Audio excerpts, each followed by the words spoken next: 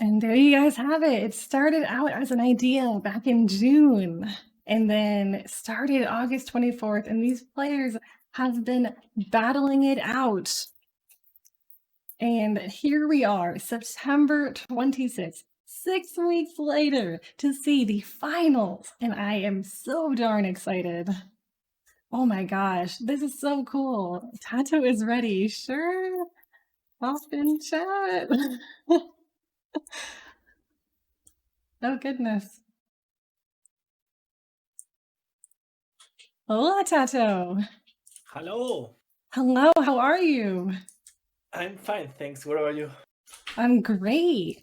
Now, the lovely people of my Twitch chat have requested that we tell jokes.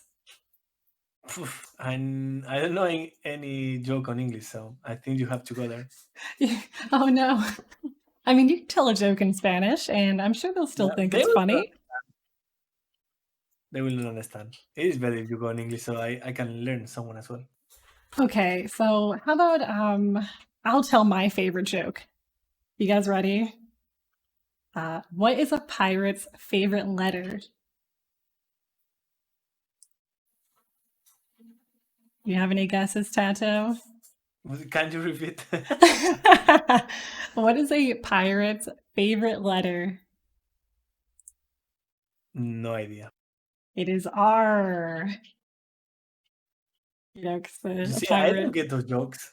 I'm not good at English jokes, so that's totally fine. It's disaster.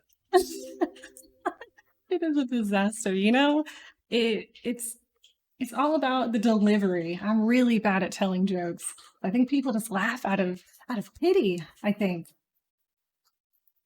We're so good. No.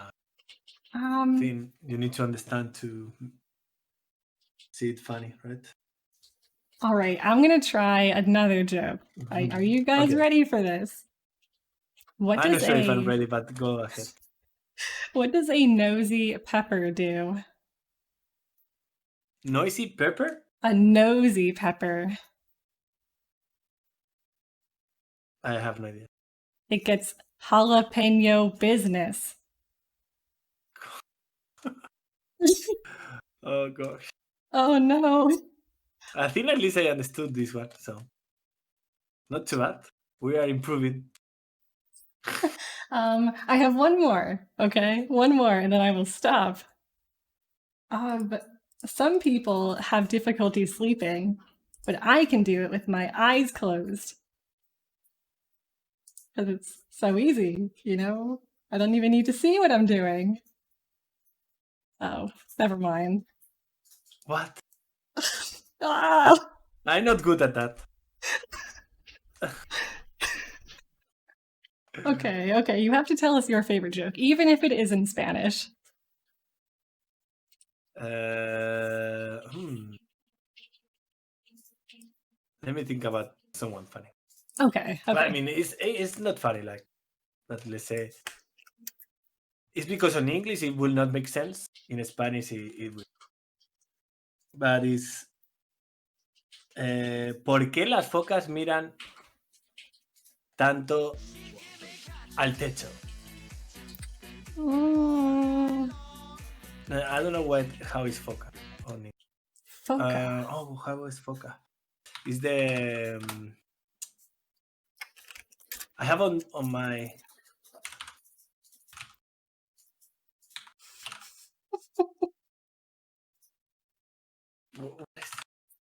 seal. So it's why the seals are always looking at the roof. Why are seals always looking at the roof? Yes, but it's like and the answer will be because there is yo no sé. Spotlights, because there are spotlights, right? But in English it doesn't make sense in Spanish just because it is the same. It is foca and foco. It will be like the the male and the female. Okay. But it doesn't make sense, I think. Now I guess I get why my jokes are not funny to you. Because it only makes sense. You see? Oh You my see? gosh. I don't have enough vocabulary for that, I think. Yeah, it makes Enough perfect knowledge sense. as well. Now, Orkult says that your favorite joke is Kellen's play against you in the winners bracket of World Cup. Ooh. In the winner bracket, it was a good joke, yes. Yes. In the loser bracket, it was not that good. So I'm going to introduce you to everyone. I have a little introduction prepared.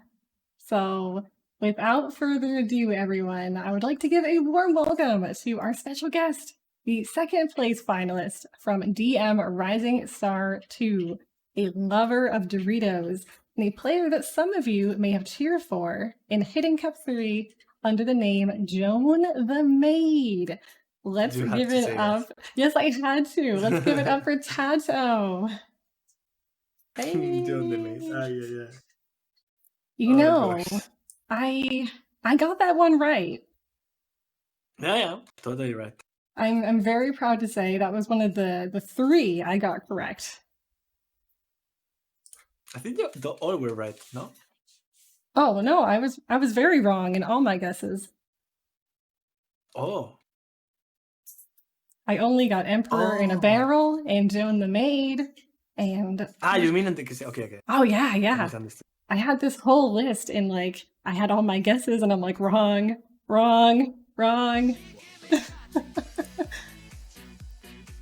I think a lot of people was confused as well because T90 was. I'm surprised that you got Joan the Maid right.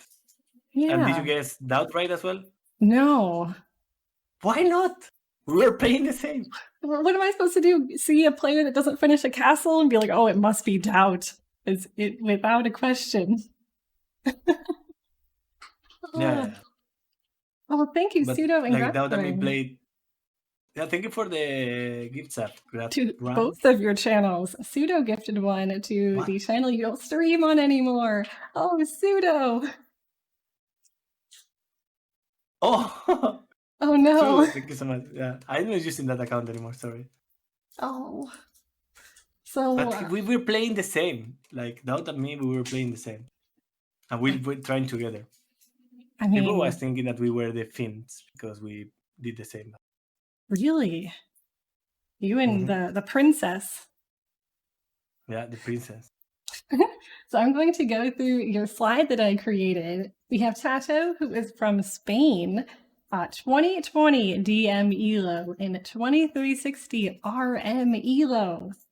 A fun fact, he has a dog named Coco. He hates seafood. His favorite color is red in the game, and in real life, it is blue. I like the Doritos there. That is an actual picture of TaToH, guys. Yeah. TaToH I took it earlier. Yeah. After just wake up, let's take a selfie, and there we go. That's all good I can get. Exactly, just a perfect plate of Doritos. So now we got to introduce our amazing players. So I have made slides for both of them. We have SilverHawk, who is such a fun, dynamic player to watch. He's improved so much since this tournament has started. He's 1496 DM ELO, 1361 RM ELO, and it's honestly got to be a meme at this point. He has so many hobbies.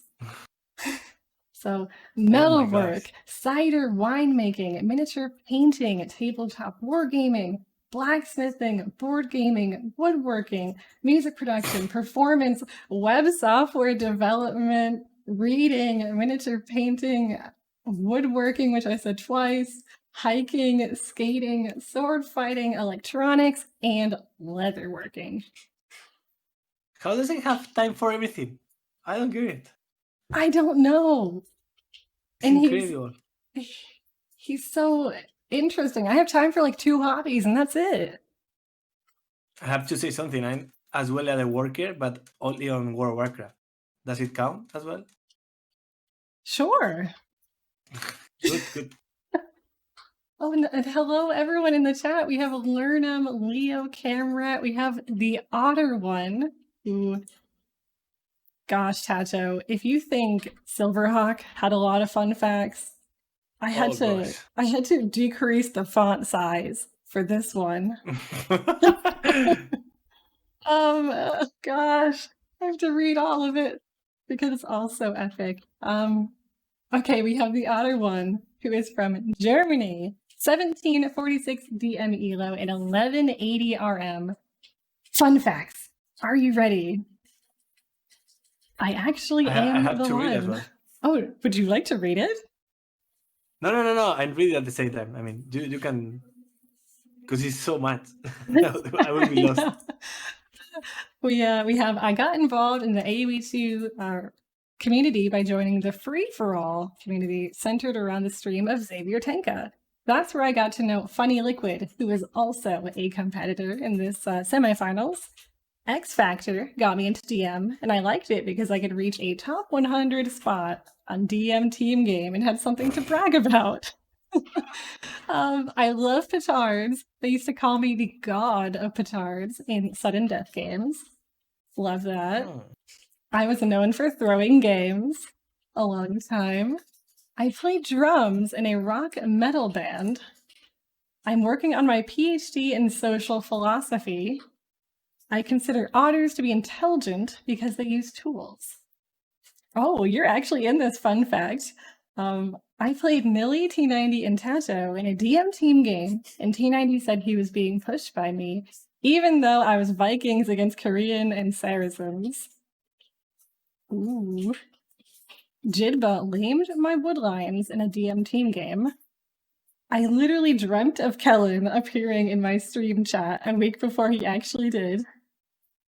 I used to think being underconfident is better before Kellen trained me, and I can't compete with the fun fact of my moderator.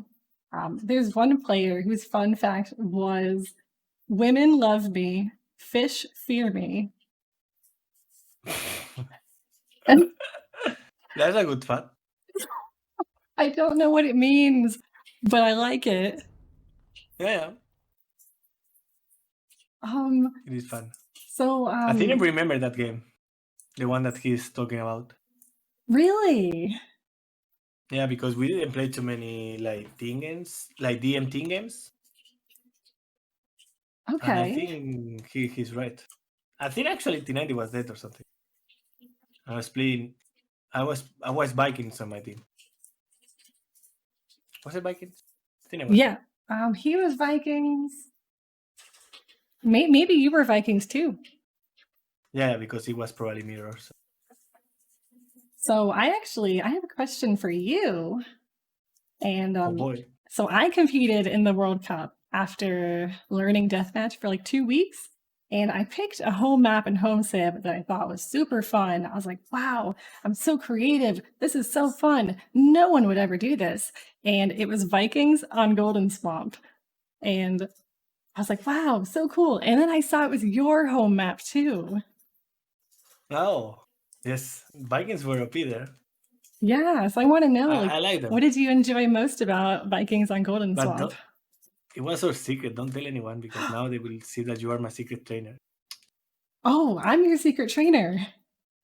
Yeah, now they know that I took the home map from you, so. Oh, shoot. Oh, no. Now everyone knows. Now Kellan will know everything now. Oh, no. I have another question, and then Okay.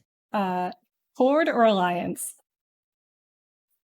Alliance for sure. Okay, good. Dwarf roach. I have dwarf roach. Ooh, I have a gnome rogue. Oh, nice. Do you play classic? I do. But I'm only like level 45. It's not really anything special. When did you start? I started like the Wii Classic came out. I started playing it, and then I'm a very slow That has been like a year ago. Yeah, that was a year ago. You're not playing anymore, right? No, I just hop on occasionally and shoot like a quest or two. I really like it. It's very fun. It is. So there's lots of questions for you in the chat, and I'm very sorry, everyone. I'm hogging all the questions. So, guys, if I missed any of them, feel free to just re-ask them, and our special guest here will answer them. For sure. And we have Alliance type. Thank goodness. Alliance for the win. Now, I do have another question. So, obviously, you're a very good deathmatch player. Do you think that you would ever host a deathmatch tournament of your own? No. I don't think so. And I don't consider myself DM player, so I don't have that passion.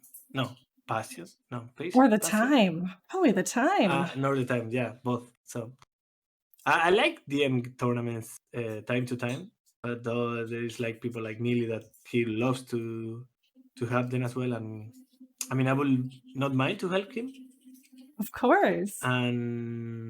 but not hosting one of myself. I think that's too exhausting. And obviously, all these players here, some of them are new to deathmatch, and you know they've been learning so much over the past 6 weeks. What advice do you have for new players that are watching this and they're like, I don't know if I want to try deathmatch? What advice do you have for them to get them to try it, to give it a shot?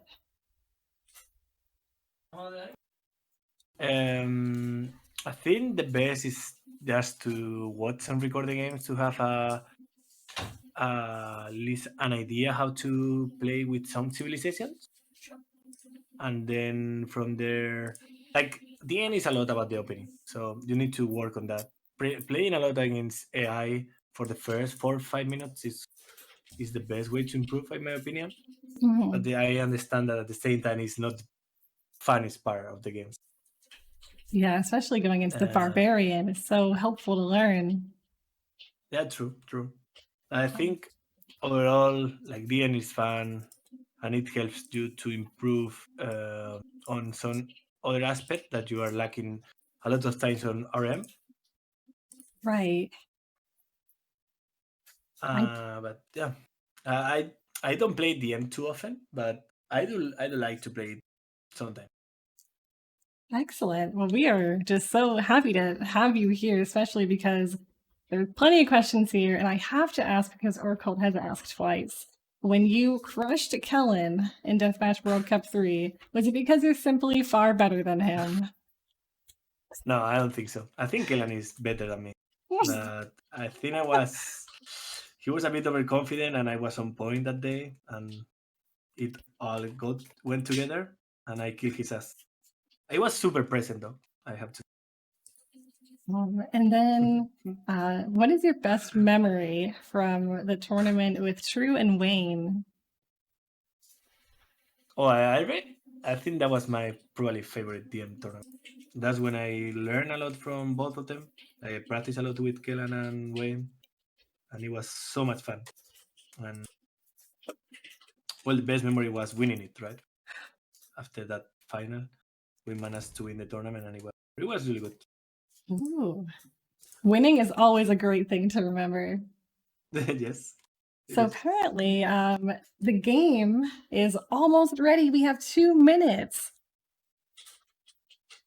Do you have like a pre-game tournament ritual that you have for all of your games? Well, I don't do it all the games, but I like to listen to loud music, like 30 minutes before my game, and just lie on the bed or something, listen to music. But I don't do it all the time. What kind of music do you listen to? Mostly, it depends on the day, on how I feel, but it should be dance music or Dance music. rock music as well. Okay, Yeah, rock awesome. music as well. So that's the secret to success, everyone. I joined a wrong game. Oh, you joined the wrong game. Yes. Whose game did you join? No, I put the number and it was Wonder, but I think it should be. What is the name of the game? They're still in the lobby right now. So didn't launch, right? Oh, I see. Not yet. Yeah, we have like another minute. I was looking at the spectators and I couldn't find it, so I was a bit lost. Oh, that's a good sign. Camrat has a question for you. Would you play DM more? Oh, this is a tough question, Camrat. Would you play DM more than RM if it was as competitive with the same prize pool? No, I don't think so. I really like the strategy aspect of RM, and it's something that I have been playing since I started to play. So I still prefer RM over DM. But as I said, like I like to play DM and more after I learn with Kelan. Of course. Then is when I got engaged a bit more on DM. Gosh, I think I might have asked all of my questions to you. I really appreciate you answering every single one of them. I get you on here and then I put you to work. Yeah, that's fine. That's why I'm here, right? Absolutely. All right, let's refresh this, see if they've started. They have not. Craves asks, should I watch TaToH on King of the Desert right now or listen to him casting live? I mean, he's not even watching his own game. Who the fuck is? That's the good answer. You have to watch here. You have to. This is the one place on Twitch where you can interact with TaToH himself. Exactly.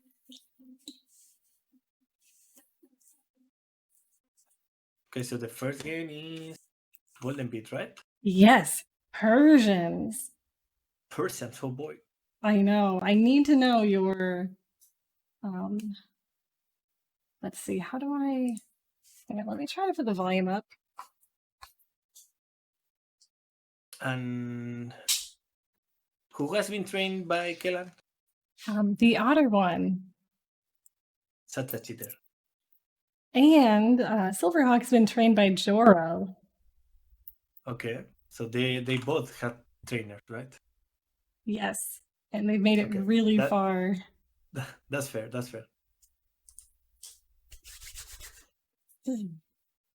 Shimon says, TaToH, he's the funny one, right? Well, I guess my Spanglish is fun because I sometimes mess up big time. But that's fine. Okay, so I managed to get Kelan understand me. So it should be all good. We have a game. Nice. Hi, Newick. So, I will pause it. Ready? Yeah, are you ready? I just click spectate and it starts in a minute 25. Minutes, right? Okay, minute 50 for me. Okay.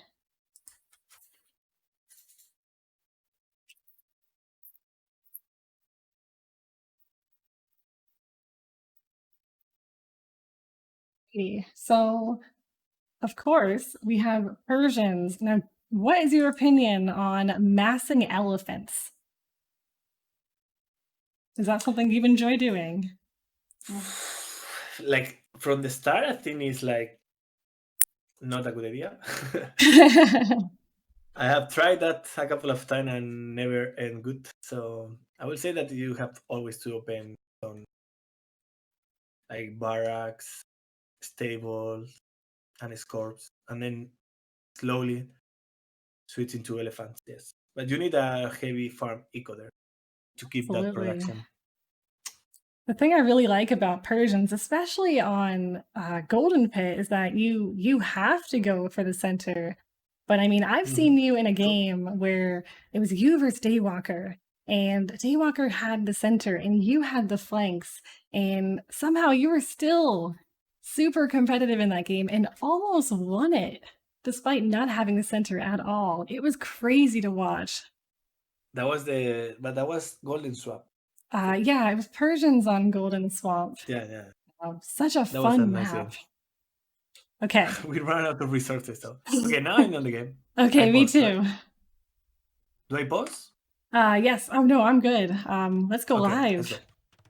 Perfect. All right. Vamos. Vamos. So I'll look at Otto's build if you'd like to look at SilverHawks. All right, so Otter is doing a 3 castle, 4 barracks start for Persians. So we're going to be seeing some house and elephants. I see. SilverHawk is going for 4 stables and 5 barracks. So I guess he wants to play a bit more aggressive and map control on the early game. Oh, we have some Vil picks. We're 1 Vil down for Otter, almost another one down. That Vil is weak right now. Now, what do you think of opening camels versus paladins for Persians? I don't like that because there's halves, right? If there were no Right. halves, I understand more the camel option. But camels are not that great as killing players, so Yeah, paladins are much better. I'm interested by it. It And seems like SilverHawk might switch to paladins. yeah, he's switching to paladins. And now he should have an idea of what Otter One is doing because he sees 2 castles already. Yeah, so he knows those elephants are on the way. Oh, and we are down 8 Vils for Otter. So I hope with the house form that he has, he should be able to stop any raid that SilverHawk is sending over. Let's see. It's quite. I think Otter One is like the strategy he choose is a bit more risky, but as you said, that is all about the middle. It can be rewarding because he will probably play like a 1 big push, and then try to control the middle, and make SilverHawk start from gold. I guess that's his idea. Yeah, and SilverHawk is already moving towards the middle because he spent a lot of gold on his rush, and he needs to reclaim that. Yes, he needs. It's a lot of castle from SilverHawk as well. He's taking more map control on the side because he will have to farm heavily there. So I like that approach. And we have 4 siege workshops for otters. So it seems like they're making scorpions right now. So I'd really like to see a nice combination of bombard cannons, some scorpions. I see Otter's actually making some siege rams. Yeah, he wants to go for a heavy push. And yes, For Gunnar, sure. we have the TaToH co-casting. How lucky are we? And He's is really the, moving there. I don't think he has enough. Yeah. He needs to wait a little bit. I mean, the military count right now for SilverHawk 125 to 96, but when you look at, I mean, the units he has, that's a scary army to look at for SilverHawk. He has a lot of scorps ready on this hill. A lot of everything. And then Otter has so many elephants. I mean, monks would be great to mix in for SilverHawk. Yeah, he's taking relic, so I guess he will add some more there.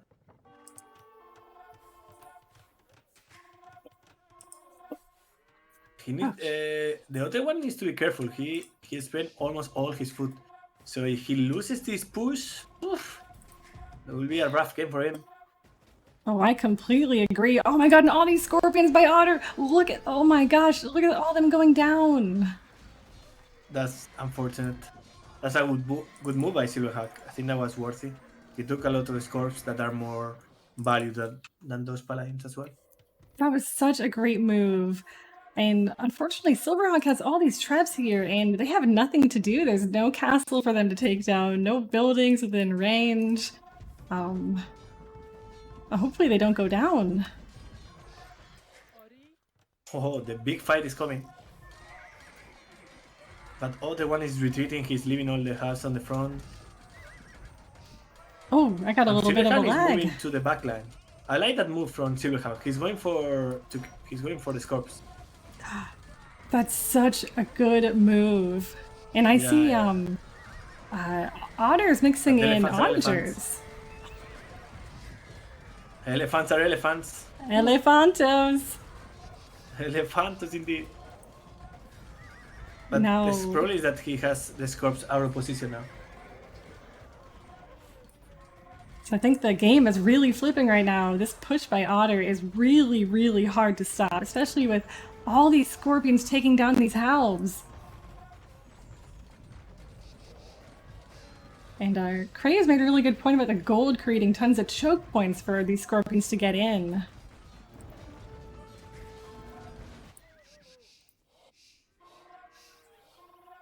So at this point, TaToH, in the game, I mean, if you are SilverHawk, what do? You're losing the middle, but you're not out of the game. How do you reclaim this game if you're SilverHawk? He needs to keep alive his score because he's lacking some gold. He still have some gold to go back, and he has a castle there. So he's not in a really bad position. He just needs to probably add a couple more barracks that he's doing right now. Some elephants, and I will say that a couple of monks will help. Did anyone took the market? I think no one took the market, so market is still an option for him. That's something that he needs to go for. And the Otter One has 90 villagers with 54 more queued up. So he's ready to secure that food eco.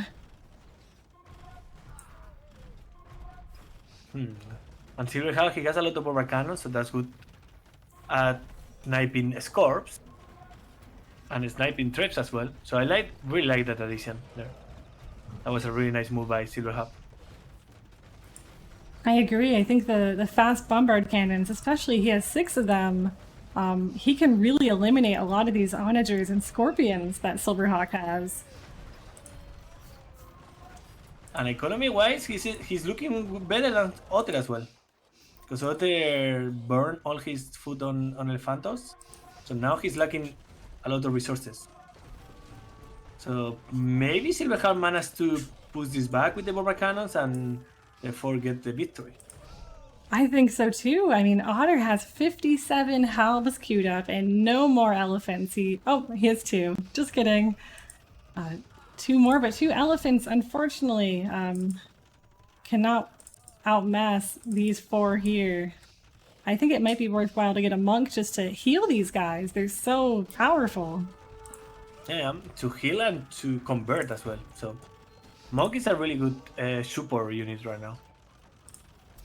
I played a game with Kellen and he converted 34 of my Persian war elephants. Kellen is a bully. Yeah, I know. What did my elephants ever do to you? Yeah. Disappointing, Kellen. Oh gosh. Yeah, SilverHawk needs to pull back these bombard cannons. They are right in front of that castle.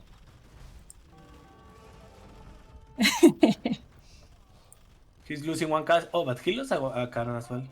Yeah. I mean, Otter needs way more farmers. He needs way more he has way too many gold. But he's adding now bomber cannons, so maybe he managed to hold here with the bomber cannons.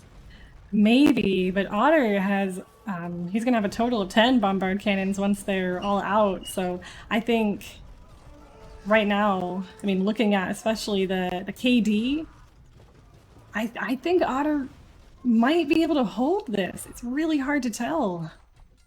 Yeah. It will come all about bombard cannon micro, and we see SilverHawk. Oh, he's sniped too! Oh! Let's see some bada booms!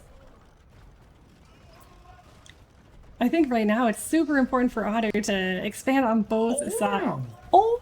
He lost all the cannons now. Wow. It's all about the cannons, but now he's losing then against the castle. Otter One. Come on, No. Otter! No! You hate to see it! They are so expensive. Nearly will be screaming. That's okay. These onagers will make up for it. I really He's like trying to repair them. the castle. Oh! In the last second. But he's doing another one. Okay. You take one, I build another one. It's fine. It's totally fun, especially because he knocked out that treb.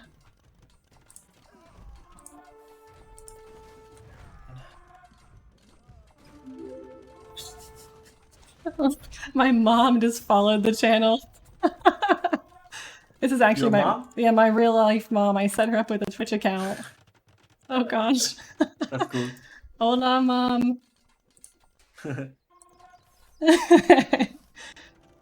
Okay, so what are your Hi, thoughts Mom. right now? Hi, mom. Yeah, TaToH, you want to say hi? Hi. Good lord. Okay, so in the right-hand side, it looks like Otter's castle was denied. These house seem to have denied it by SilverHawk. That was an amazing move. Okay, so Otter still has like 2,000 gold. Otter, he almost just had 30 idle bills. He just noticed it as I pointed it out, but that was looking a little rough.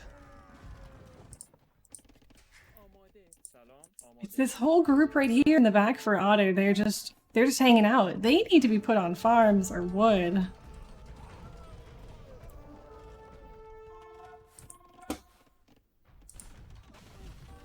Now, what do you think? Someone just mentioned this in the chat. What do you think about going trash bows? Do you think it's really ever worth it against the house? It's worth it on small attacks, like on side attacks. It can be really good, like 2 elephants, 4 or 5 crossbow. But now, when there is elephants there, the crossbows are not the best unit. There is scorps, bomber cannons. Of Still course, is thrust, right? So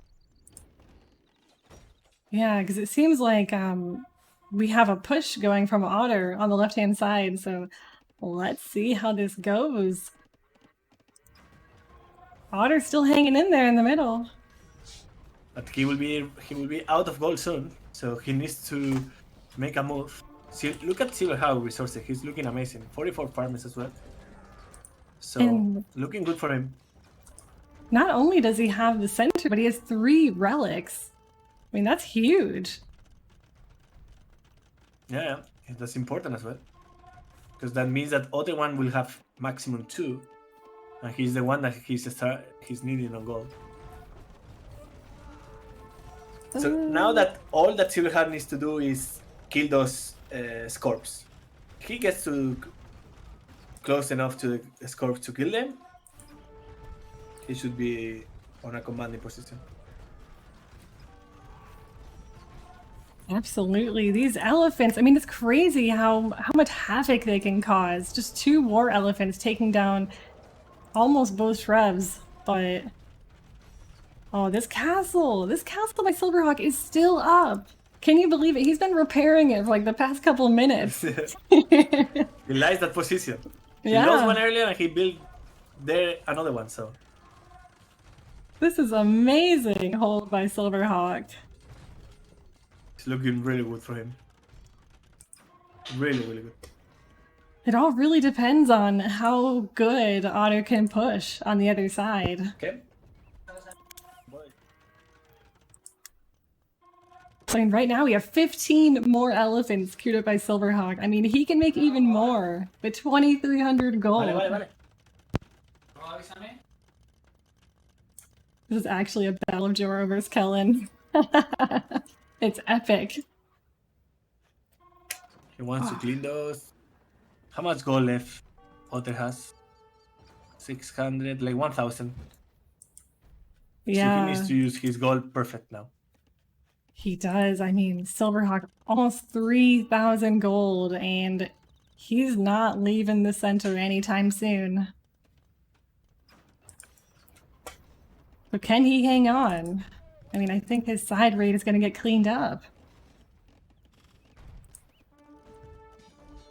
And right now, the Hussars are trying to clean up the bombard cannon. Oh!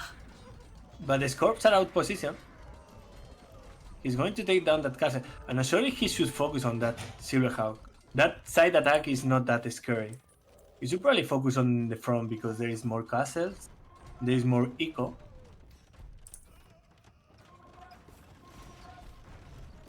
And Otter's making a good move, like just getting a mining camp up so he can get some gold. I mean, he needs to do something. That's good. He needs to do that. So you're in Otter's position right now. What do you do? Because you're not out of the game. I mean, he still has a ton of military. He still has vills. What do you make? I would like to see more like he needs to save goal and make a big push, right? And surprise him.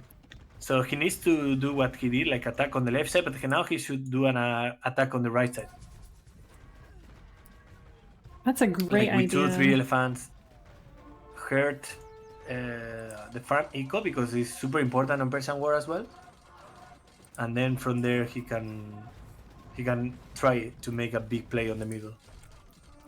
And we still haven't seen any conversions. I mean, that would be such a good move by Otter to have a couple monks and try to convert one of the 22 elephants that SilverHawk has.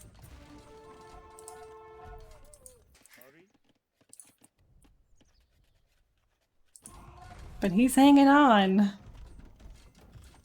Let's get some Otter hype. Let's get some SilverHawk hype in chat, guys. Let's go. Oh, did he lose the castle? No, he didn't lose. He didn't lose it. Oh, but now SilverHawk is getting into Otter goal and farm eco there. That can be the killing blow there. Yeah, I mean, Otter really only has halves right now. So I don't know if he has an answer for all these elephants in the side of his base.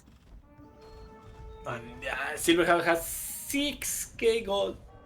That's a lot. He can spam forever. Oh my gosh.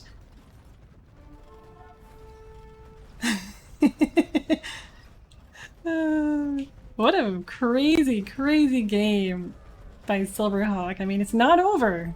It is not over. But he's looking real good.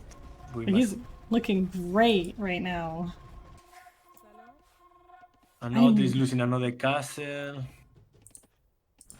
Economy-wise as well, like Otter is at the limit. He lost a lot of years. His population is dropping like crazy. He has only 100 pop. While he's SilverHawk, he's 200 popped with the full Q, 6k gold. So I don't see how he can lose this game at this moment. Yeah, I think it's kind of odd, the Scorpion and Treb push that SilverHawk's going on over here. It would have been nice to have, you know, his halves with it, because the Scorpions are going to get knocked by this Onager. I mean, look at that Onager doing work. I mean, it's going down, but it knocked out some Scorpions. And welcome, Jidba. Welcome to the stream.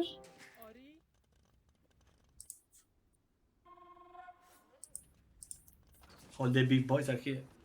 They are. They're coming to see you. No, I don't think so. No, they're coming to see SilverHawk and Otter. Yes, exactly. All right, so Otter One is really committing to the Onagers, which I think is such a smart move, right? Onagers, it can be, but at the same time, like bombard cannons can snipe them, and he needs to be really like careful with them. Yeah, it's just Otter can't even afford one bombard cannon with the 26 food he has.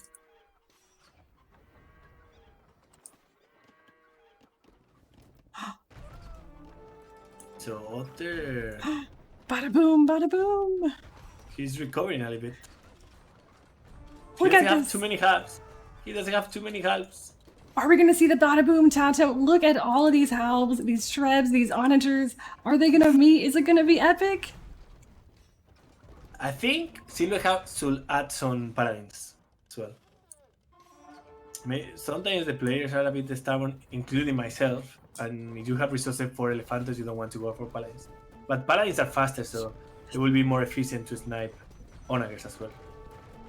I also think players just forget that Persians have these paladins. Oh, this is so unfortunate. Come on, let's see the boom. Let's see the boom. But he needs to leave one elephant there killing the traps. Otherwise, he will lose the castle. He's going to lose the castle. He's not repairing. Oh my gosh, show the same commitment you did for the other castle, SilverHawk. Come on. Now he's pushing into the eco. I think this might be it. Oh, do you see this castle on the right-hand side that SilverHawk just plopped down? He's doing another one. He's doing another one. I didn't understand that castle from Hotel. Did you see there on the south? Yeah. Where he's built. Why is there a castle? I don't understand. He's, you know, they're so close to each other. I feel like you could have put one on the left and the right-hand side. He has the position for it.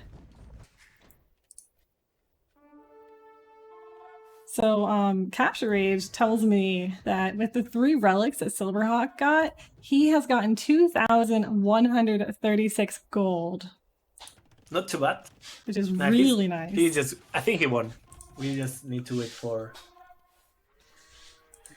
Yeah, unfortunately Otter has 2 unclaimed relics on both sides of his base.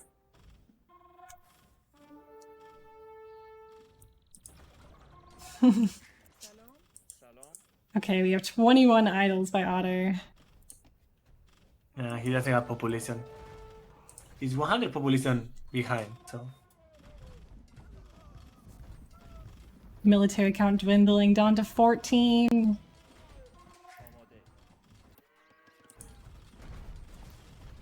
I mean, it's the semifinals. I would play till, you know, till I have absolutely nothing left.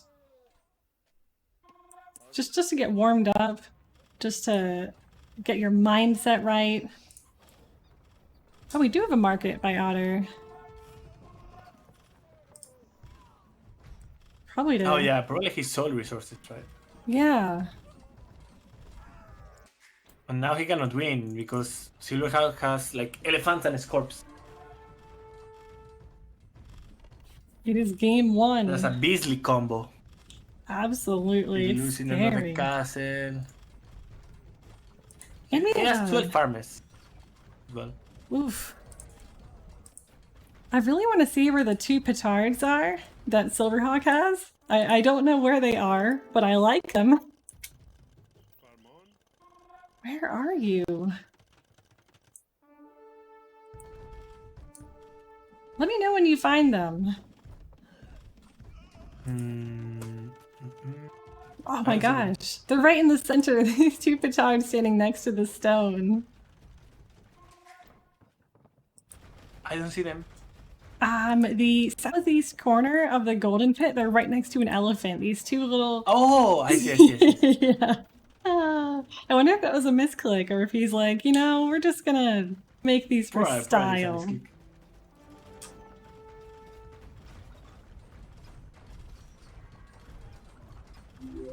Yeah.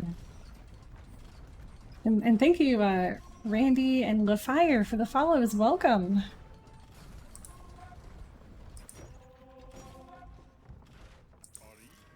Come on, these 2 petards, they just randomly walked into a barracks. Oh no, that did nothing.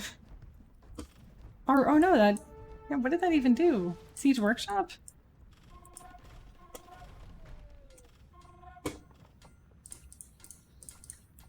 I can tell this is Kellan. He's not resigning. Oh no. Well, if this was Kellen, he would like get down to like 2 villas and somehow win. GG. SilverHawk. What's up? It's time to resign. But really nice game. They both did different strategies and it was looking good for the Otter One, but SilverHawk, he did a really good job at sniping corpse and then switching to Bora cannon. He was the first one and that made a difference, in my opinion. Absolutely. That first move of him getting those scorpions with the camels was so smart. SilverHawk really played this super well. And we have a raid by Polar. Thank you so much, Polar, for the raid and the code. Thank you for the follow. Oh gosh, TaToH, you're getting challenged right now in the chat. Can you believe that? But I cannot play now. Yeah, he's casting. I'm not the end player. I mean, you can 1v1 me on Golden Swap at a later date. We can Look at the resources. Yeah. Big difference in gold. Huge difference. Units killed 926 for SilverHawk. All those halbs, those elephants. I mean, with all that wood collected, gosh, 34,000.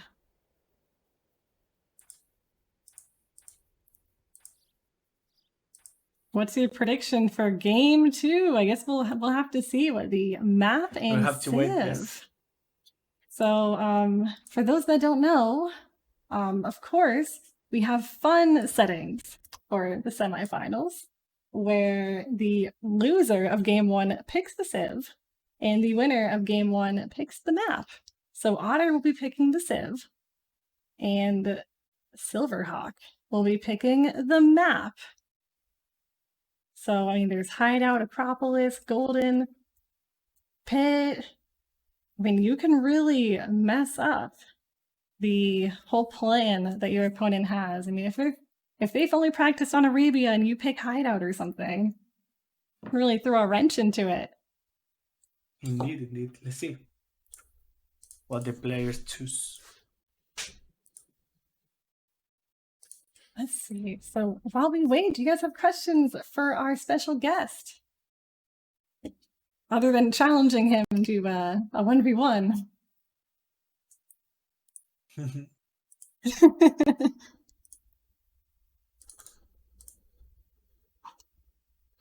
Okay.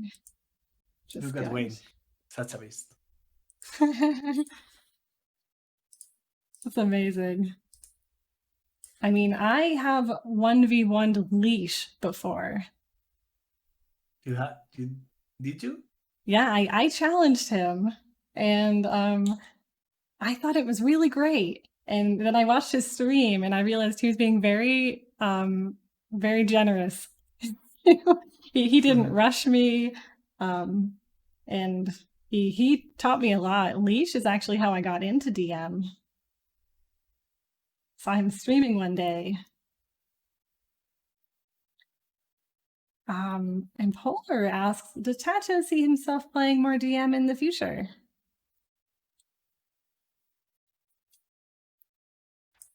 And probably for World Cup, is right? a beast. I think Liz is a beast as well. I completely agree.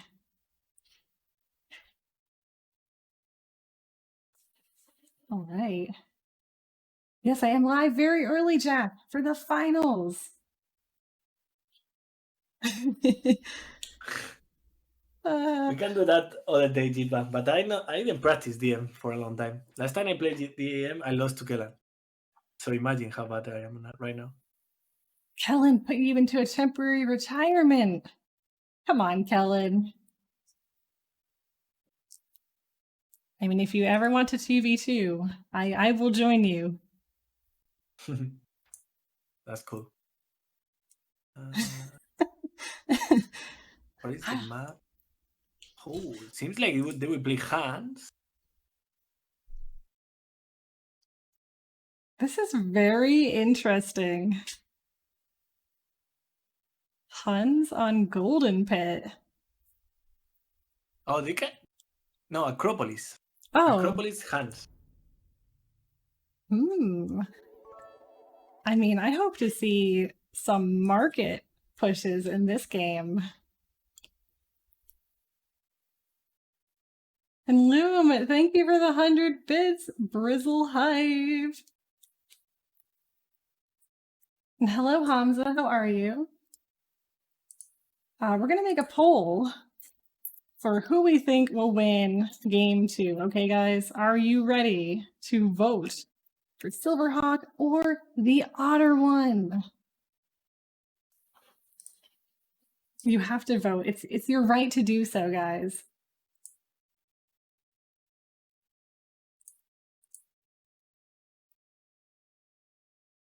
Okay.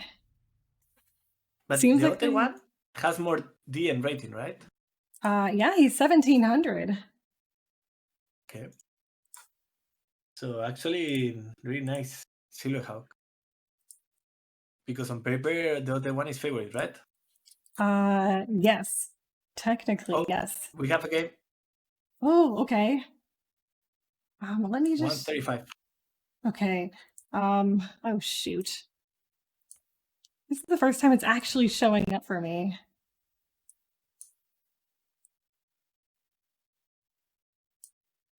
Okay, I just adjusted my sound. I don't know if it meant that it made you more quiet. So guys, if you need me to change it, my audio has been crazy and I don't know why. So if I'm now more loud than TaToH, let me know. I would prefer him to be louder than me anyway. No. They're here to listen to you, not to me. They're here to listen to both of us combined. That's true. Oh, thank you for the 5 gifted subs. Thank you so much, Anonymous. My goodness. Okay, we will...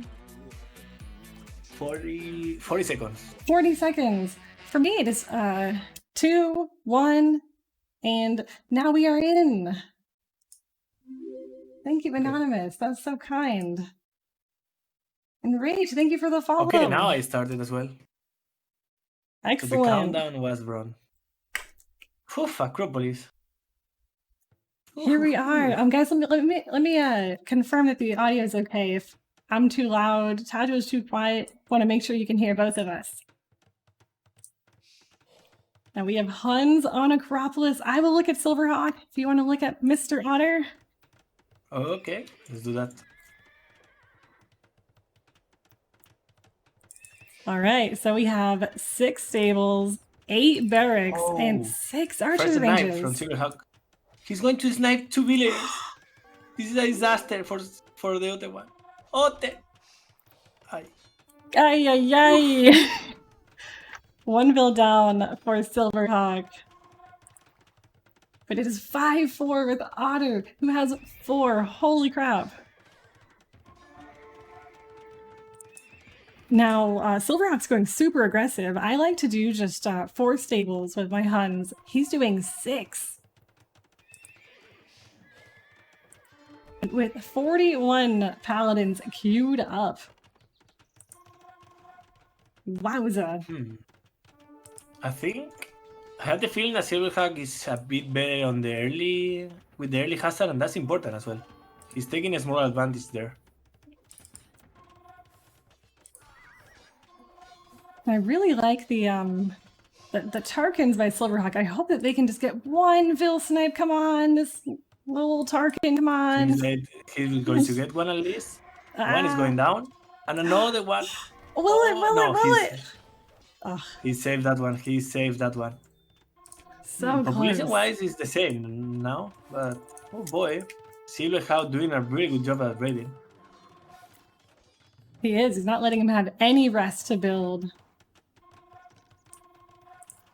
This is very interesting. Otter actually usually goes yellow, and he just switched to teal this game. So it's throwing me off a little bit.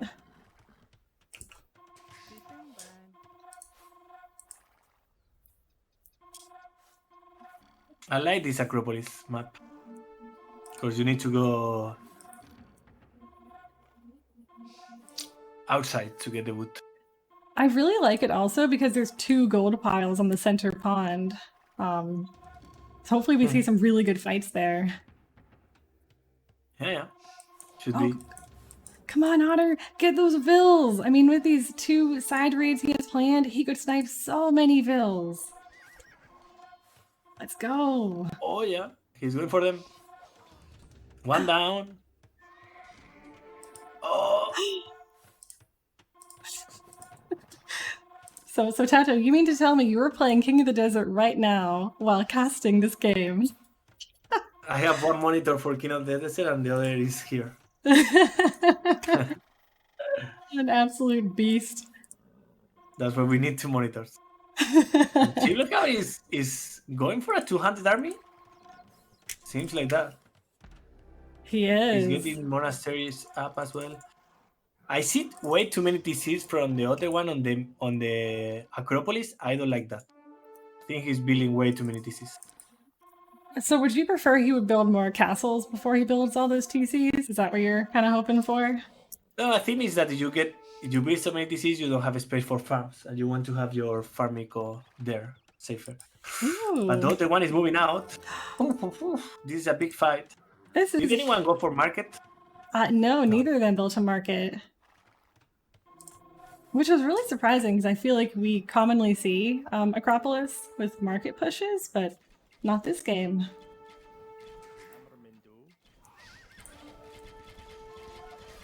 Oh, here's a... I don't know. This is not a very good fight for SilverHawk. He only has some of his units here. And the rest are just trickling in. But... oh, fighting under the castle! Ah!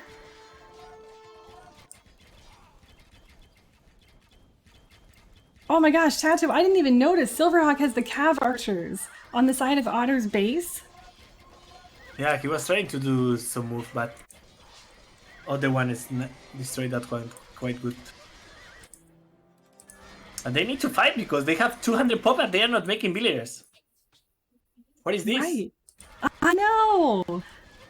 They need to fight.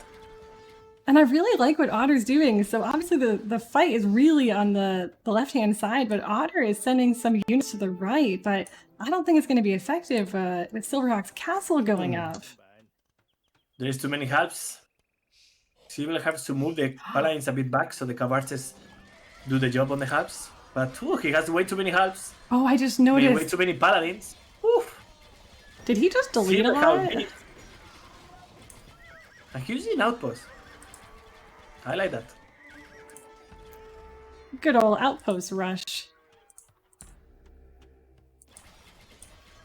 So right now the KD is in favor of SilverHawk, 178 kills to 137. But he doesn't have any gore at all. And the other one has way more villagers, so his transition into economy is smoother.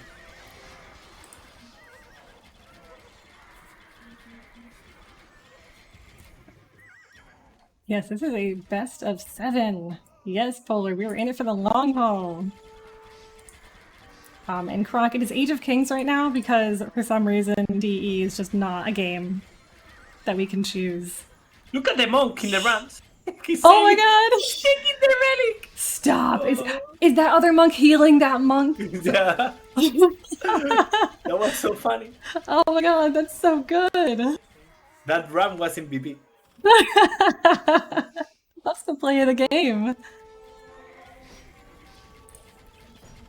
Now, I think for me, the most important part in Huns Wars is getting these siege rams out and getting them pushing. So I really like to see siege from both players. But I think SilverHawk is slightly more favorable siege. Especially because Otter doesn't have any at the moment. But Otter is sending a lot of well, they are going there. You see on the west, he lost like 15 million on that stone pile. Oh my gosh! Because they went there, they didn't have enough space on the main one. Oh my That was not gosh! good. And Oh, this- another one didn't finish that castle on the right side. 97%. But he's 200 pop and he has more villagers, so he should be fine. Team He SilverHawk now is. is lacking more cavarches. I think he needs more cavarches and more rams. And probably he needs more siege workshop on the center to have faster reinforcement. That would be a great idea, and just I want to see someone go to these gold piles in the middle. I mean, it's too good not to mine these 3 piles, or 6 piles combined.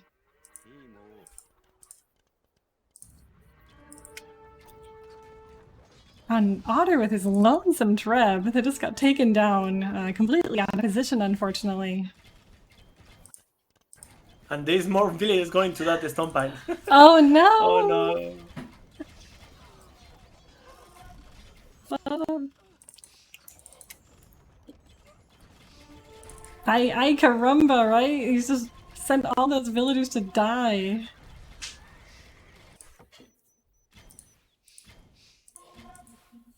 And a Doubt Castle by SilverHawk. I think this castle might actually go down to Cav Archers on the right-hand side. So hopefully SilverHawk notices and deletes it. Yeah. He needs to pay attention to a lot of stuff, so it's not easy. Oh, holy halbs! Look at this mix-up here. Oh, SilverHawk is going for a heavy push there. Another one. He needs paladins now. He's doing more stables, but he needs paladins. Paladins and cavarces, and he doesn't have wood. He needs more wood. Holy halbs, yeah.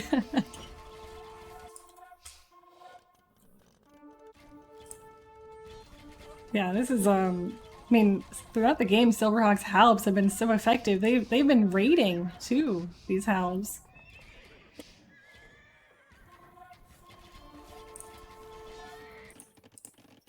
Alright, so let's see. Right now, Capture Age has a really cool statistic that says the percentage of gold units. Oh, he lost the castle.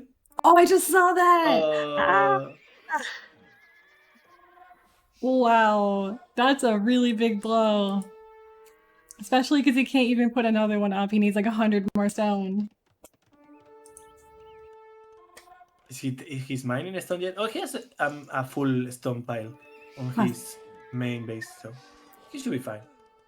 And SilverHawk is not... Yeah, SilverHawk isn't letting Otter have any breaks at all. He just kicked him off of his gold in the corner. Isn't he kind of like a really terrible gold squished there in the corner for Otter? And why is Otter One doing another castle on the top of the map? Do you see where the relics are, the monasteries? Why is he doing a castle there? I guess I will do. If he wanted to do that, I will have done that between the relics and the gold pile on the north. That will make more sense. But that castle is not defending too much, in my opinion. Yeah, you make a good point there. I feel like maybe his intention was to protect the farms, but I mean, putting it where you suggested would also protect the gold and the farms. So that's a really, really good observation. Oh, and this is a massive push. Whew. I mean, what do you do? I mean, I guess paladins might be a good move. He needs paladins to destroy the rams for sure. Otherwise, the rams will destroy everything there. There are like no paladins on this map right now. There are some coming now. But the cavarces can just focus on them and let the rams go for the destroying here. Oh, this is just... I think Otter can actually push this back with good positioning. Yeah, it's really hard to push the Acropolis, to be fair, because there is a lot of like the hill, right? The defense will have always the hill.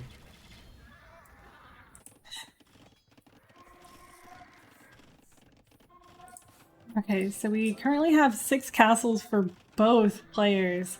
Otter has built a second castle. He has 2 on the right to secure his stone and his farms. What do you think about these 2 castle placements? Which ones? The ones on the right-hand side that he has next to his wood and his stone. Otter One? Yeah. I think he has way too many castles to defend one wood. I think he should have done more, like a bit more offensive. Yeah, I would have liked to see one in the middle, especially he has so much stone. He could make 2 more castles.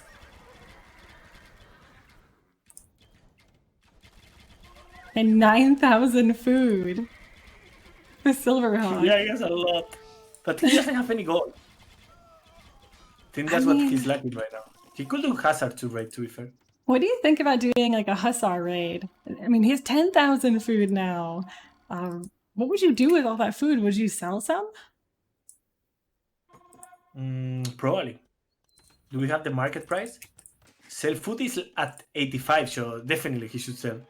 At least to 3,000. He doesn't need that much. And he has good amount of farmers, so he will still bank a lot of. I think the main problem for Otter One will be the wood on long term. But he still has one there, so I think it should be fine. Yeah. I like that not Otter, SilverHawk is finally taking that middle gold. He's dropping a castle there. He has 2 trebs that are ready to move in to fight. I don't know where they're going. They're probably gonna die. no. TaToH, they're walking right into these helms. Yeah, they will die. But the push on the Acropolis from Otter. But I think it's going to achieve too much. I think SilverHawk is a bit stubborn on the left side. I think he should probably switch to the right side. Yeah, because that's where all the meat is. You know, all the food production, all these idle vills, all 48 of them. They're all chilling. Oh, 52 idle vills now. Oh my gosh, TaToH, look on the right-hand side, this gather point for SilverHawk. All of those helps are just walking into these cav archers. The Otter One is doing better at attacking on different fronts. And probably that's what can make him win the game now. Now he's doing a more like forward castle. I like that because he needs to control way more wood. And he just needs to hold on the left side. And seems like he's holding more or less.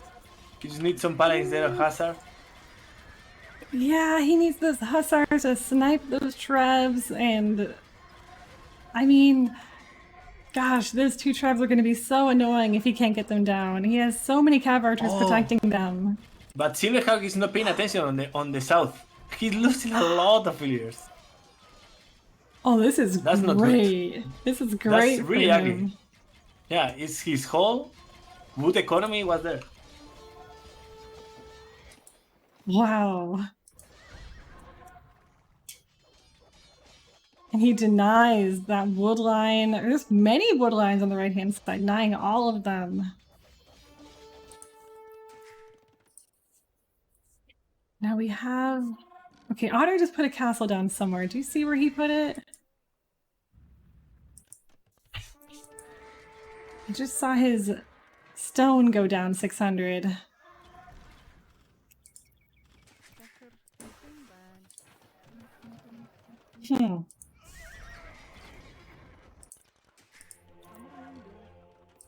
Okay. I mean, right now we have 4 trebs at the bottom of the hill. I mean, this is such a hard fight. Yeah. As I said, I think he's quite stubborn there. I guess he wants to control, like to have, maybe to take that gold from the Otter One is the only reason. Because it's really hard to boost uphill, right? Right, so when you play Acropolis, you know, whether it is an RM or DM, do you commonly push the middle like this, or do you do your best to always push kind of the sides? Well, I think the middle is not that important. He has some eco there, but mostly, and more on this Acropolis, the wood is on the outside, so if you manage to control the outside, you should win the game, always. Yeah, I think players get so focused on needing to push through the middle. I mean, we see it in so many maps, especially Gold Rush, because that's where all the drama is. That's where all the gold is. Pushing the sides is so effective when you have all this eco.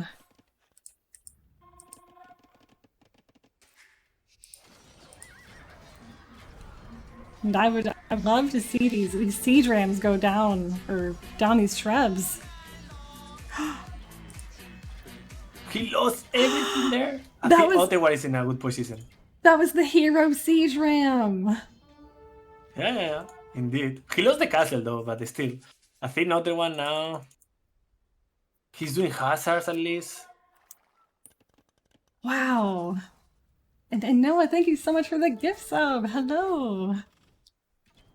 And hello everyone. Hello KM, Sunday, Benter, Exorcist, Jack.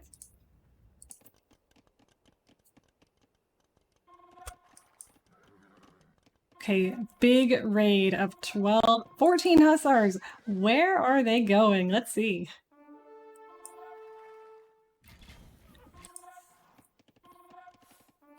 I mean, I think these 3 castles that Otter has are really gonna help him.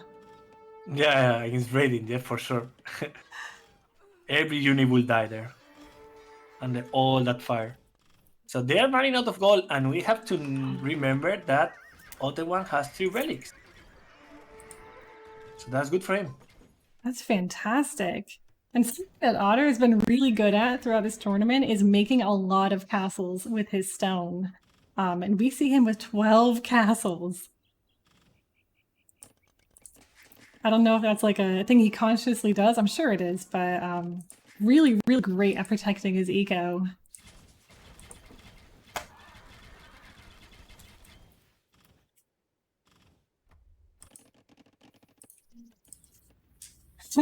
Kellen saying woodland control will be tough for Silver. I think it's very tough because Otter One already expanded the entire right-hand side of the map. Yeah. He will be starving on wood. Silver is. So Otter is in a good spot. So do you think the game is about to flip in Otter's favor?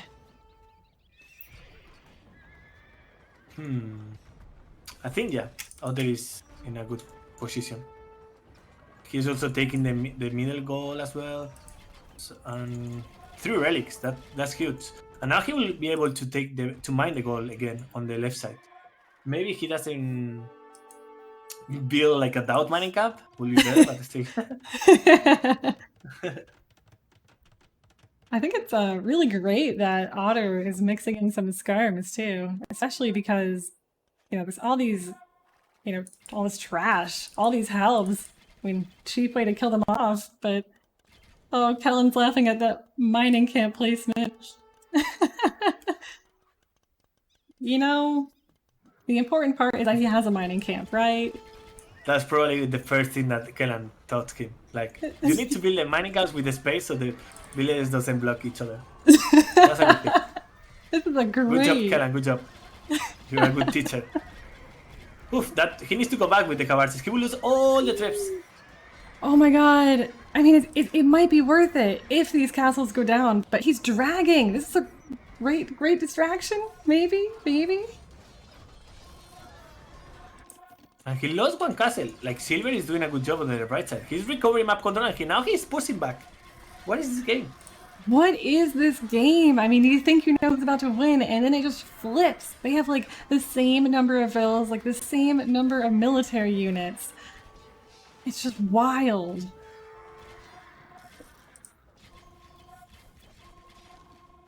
This is gonna be a really big push here. If he can protect these straps. No! Go back! Go back, Otter! He just left his traps for dead, TaToH. Yeah. Poor. Like, that's a mistake because now you are not, like, you don't have gold. So each traps is, like, super expensive as well. Yeah, like, he's trying to decide where to bring his Cav Archer army. And I mean, Silver's now pushing the right side a little bit. I don't know if it's enough on that side.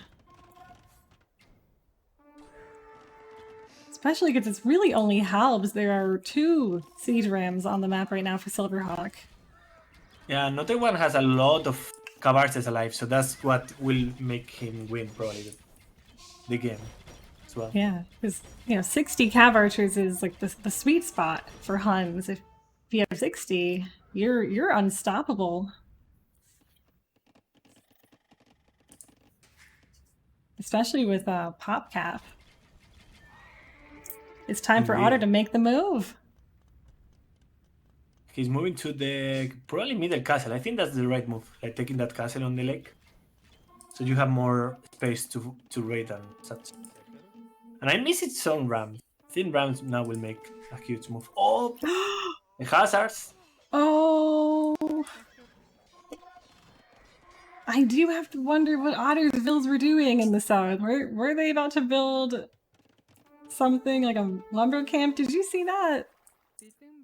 Where? All of Otter's villagers on the right-hand side, they all walked right into Silver's side base. I was wondering what they were doing there. Oh, I see. They had a TC there. Oh, okay. And he lost.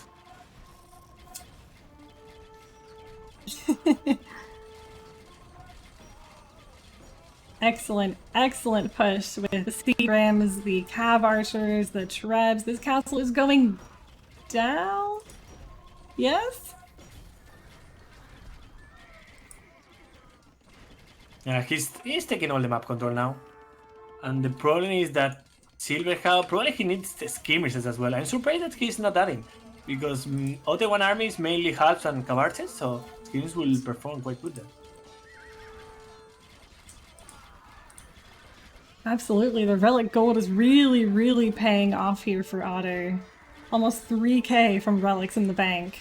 But, I mean, he's easy using it as soon as he gets it, making more cav archers, paladins are coming in. And the game is over. The Otter One. Wow.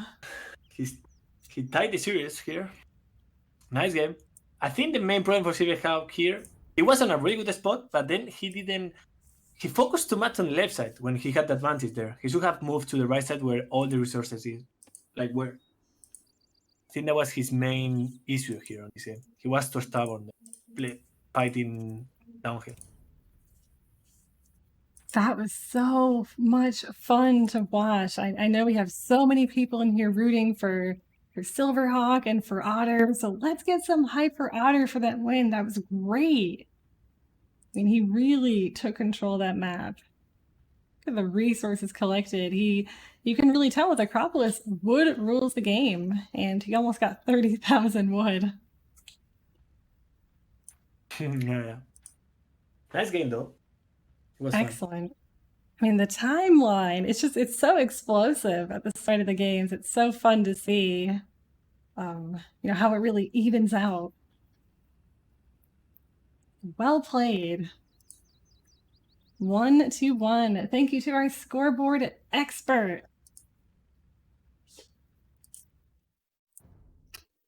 Now predictions for game 3, where SilverHawk is picking the Civ and Otter is picking the map. Now, what is going to go down? So now they are choosing the map, right? And the civilization. And Otter One chooses the map, and SilverHawk chooses the civilization.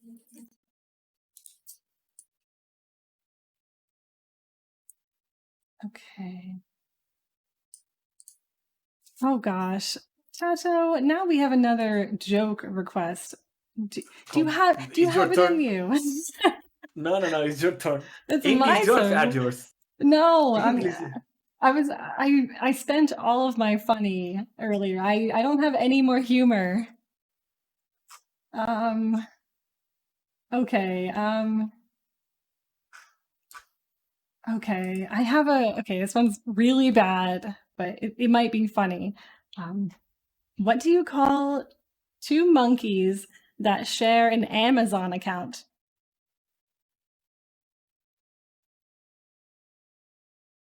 Any ideas?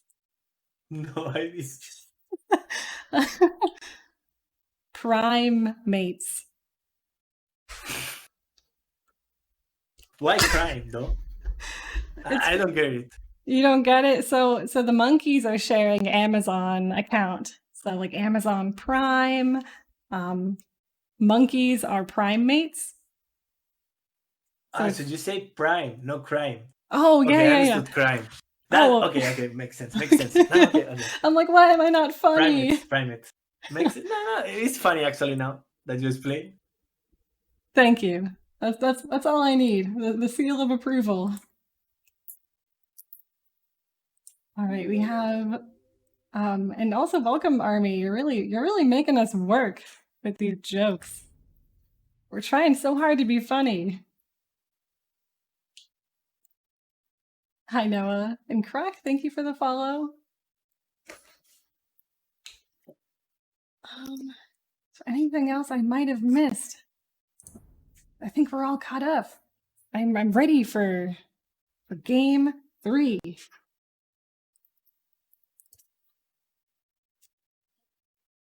So before we get into game 3, I have a question for you. Oh boy. Describe your play style in one word.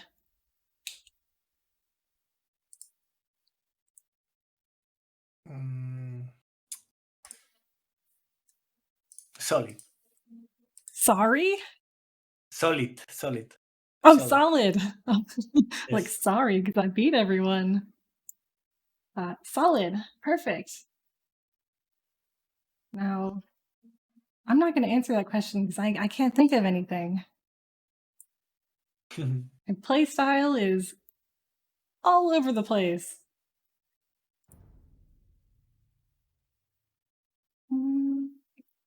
Okay, so looks like I don't know if we're going to see Acropolis again. Maybe they have not chosen yet. They have. I don't know what is this if. The icon. Yeah, so I was like, I'm a procaster. I'm gonna go look this up. It is Japanese. Japanese. Oh. Ooh. Okay. I'm really bad at trying to figure out what are the seals. So That is totally okay. I mean, I feel like we didn't. Did we have that in HD, or did it just say the word? Like we didn't have the icons in HD, did we? which one? When Age of Empires 2 HD edition, did they have the icons in that? No. Okay, they're new with DE. It's coming from the.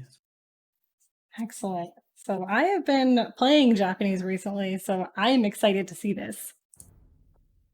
What do you like about Japanese then? So I like the towers.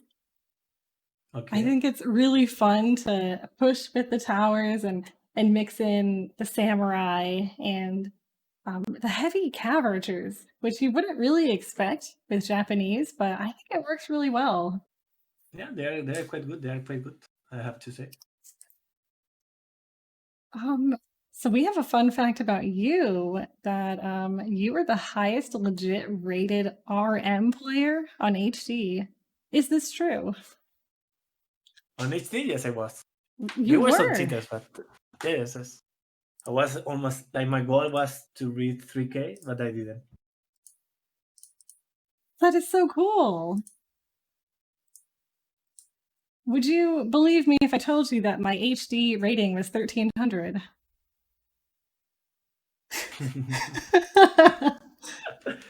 But that's fine. That's totally fine. Yeah, that was the old me. I've improved a lot. Now what is the rating? Oh gosh, well, I don't know about HD, but I'm like 1K in RM and 1300 in DM. Well, it's not too bad actually. Oh, we got a game. Oh. 4 Lakes, Japanese. Okay, I go to the bottom fast. Okay. All right, I can pause. All right, so Tata will be right back. And I'm just going to talk about this map right now. So in 4 Lakes, I mean, typically the map can be really, really short, but here the players are actually far away from each other. It's really, really cool, especially with these gold placements are giving me life. I mean, look at the way they're dispersed. Super forward with SilverHawk.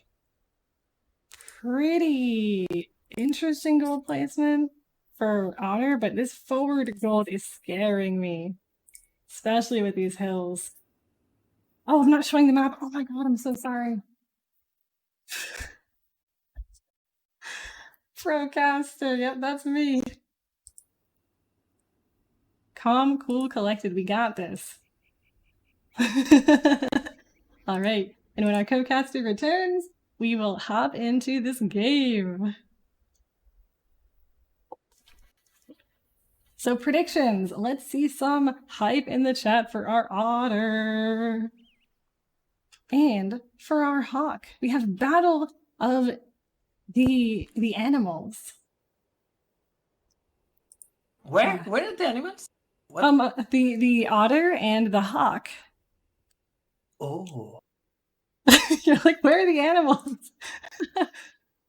I just listened to the last one. But Otter is doing already towers. He's delaying himself too much. Oh gosh. Okay, But so this- did you start the game already? yes. Oh Didn't you? no. Oh no, I didn't. I was waiting for Okay, you. I like minute 30, 40. Okay. You said minute 3? How far are you into the game? 3 minutes 40 seconds. Okay, so we're just let gonna me know when fast you forward are a little bit. So SilverHawk, I mean, gosh, let's see this build. So I'll look at Otter. You want to look at SilverHawk, and I will catch up to you.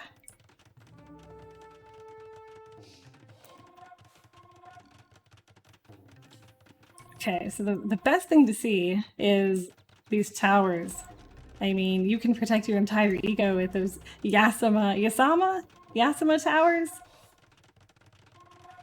Yasama, no? Yasama, yeah, that's probably correct. But as I mentioned, the cav archers I really like to see. I mean, you'd think ARBs, right? But the cav archers give you that mobility, which is really nice. Yeah. Okay, I think the towers are real. Let me know when you are 340. Oh gosh, okay. I'm at I was trying to catch up to live. I am at 4:30 right now. Okay, let's go. Okay, what time are you at? Now I'm almost 4 minutes. Okay, I can wait till, let me know when you're at 4:30. Okay. Now I'm 4:30. Let's go. All right, perfect. Let's go. Now we are synchro. Vamos. Vamos. Aimo in Serbia. Oh, Aimo. all right. So we got SilverHawk right now with 6 ranges, and I love these siege workshops. I mean, with all these heavy cav archers in the mix, we can see some crazy onager shots. Yeah, there will be a lot of onagers here. Japanese onagers as well. They have siege engineers, so that +1 range will help a lot against cav archers. See, and I guess we will see a lot of random towers on the map. That's to be annoying. Yeah, the thing I really struggle with Japanese is getting those towers down because they don't have siege rams, right? They only have capped rams as Japanese. And Yeah. they go down. That will, this game will be super slow in my opinion. But they got really good trips to be fair, so. Yeah, they pack up really quickly, but the most frustrating part about Japanese is those towers, when they're up, they just eat everything. Yeah, indeed.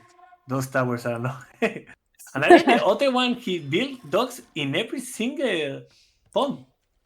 He's doing fast fire, bomber cannons. I like that. I really like this, especially because he can secure all that food for the samurais and the champions.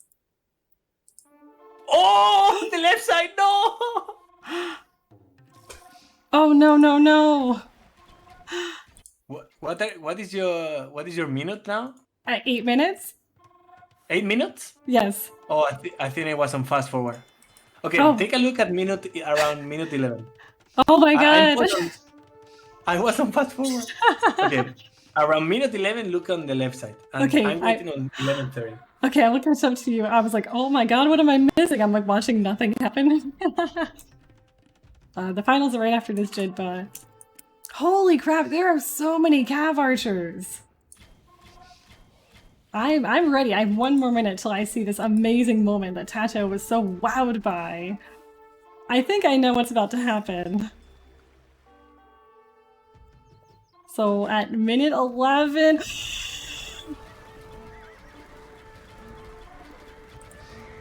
Oh my god.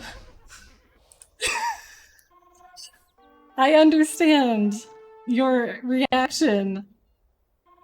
Holy crap, TaToH, what?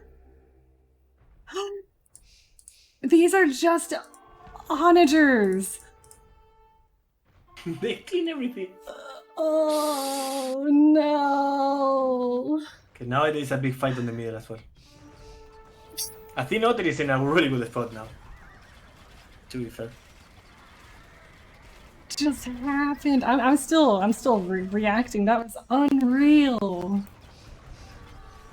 I thought I've seen the worst. That was it. That was the moment. And Otter is still pushing with his onagers. Yeah, he has a lot of onagers, and that's something that Silver is missing. And he doesn't have gold to produce them now. No. And also, like, Otter has a lot of traps, so he will be pushing the whole time. Oh, you know, we were talking about how annoying it is to get these towers down. The bombard cannons are such a smart move. It is indeed. I really like that move from Otter. Wow. That's probably a cannon sign. Well, signature. He likes to do those small annoying thingies. The annoying thingies. But wow. Also, he has a lot of castles around the spawn, so he can snipe all of them. I think it's over. Like, it's a clearly win from Otter. Like, really clean. I really like that how he played this game. I really wouldn't expect these onagers to be so effective in this matchup, but they are. And I mean, SilverHawk's down to 12 military, 11. It's just, I think it's GG. He really came into this game and just absolutely crushed it. He had a plan. I'm 60 cav archers. Yeah, and the funny part is that he chose the map, right? But not the civilization. Right. So SilverHawk. Am I wrong? No. SilverHawk, you picked Japanese, right? Yes. And then Otter One chose 4 lakes. So really nice.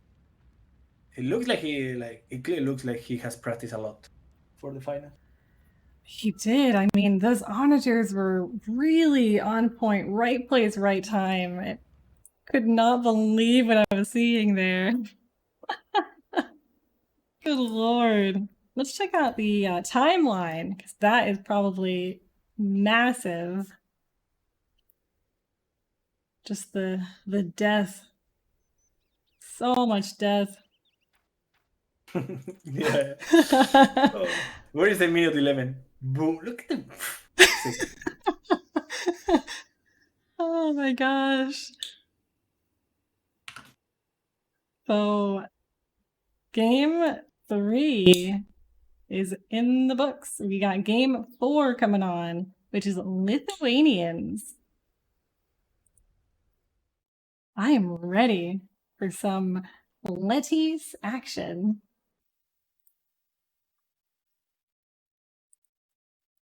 Now the thing. Oh, sorry, what? Lithuanians, right? Yes. Yeah, Lithuanians. Oh no, it's Lithuanian. Lithuanians. I say Lithuanians, but it's Lithuanian. You can say it however you'd like. Yeah. Spanglish. It's all about the Spanglish. And yeah, 4 lakes again. I think what's really cool about 4 lakes is how the relics are placed. It's not always fair.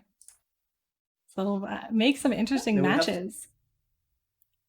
That's a good point because on Lithuanian match, it will be important to fight for the relics as well. I also really like the Lithuanians because their unique unit is called like Letties or Letties. And I really like cabbage. Ladies, right? My theme is like all about cabbage on my stream, and lettuce, Letties, cabbage. What is cabbage? I don't understand what. Let me translate.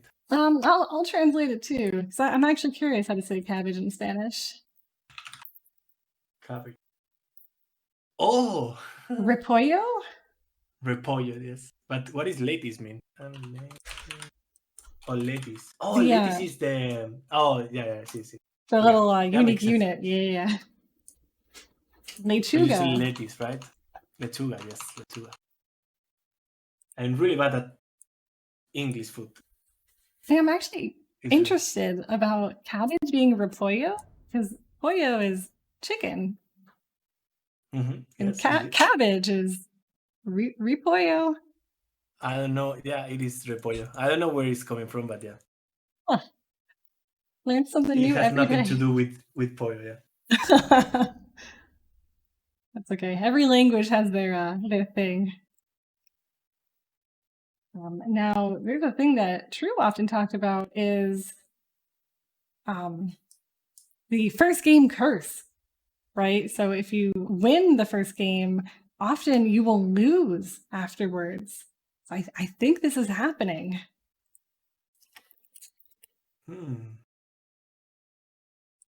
Let's see. Let's see. All right, are you ready? I am ready. Did it start already? I actually don't see it. Never mind. Okay. I think they are in the lobby. And yeah, they are in the lobby yet. So good.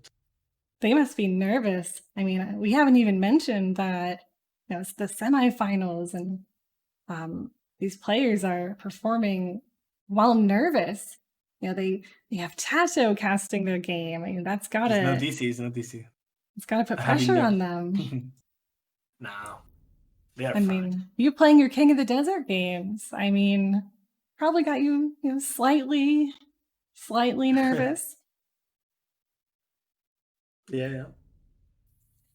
Well, not really. I think maybe at the start you're a bit nervous, but then when you play the first game, everything in the first 5 minutes, everything is already fine. I would say. It must be cool in Hidden Cup because no one knows who you even are. You're just playing the game, and you're just Joan the maid. Just very modest Joan. Yeah, indeed. Okay, looks like our game is ready to spectate. And I'm going to go right into it.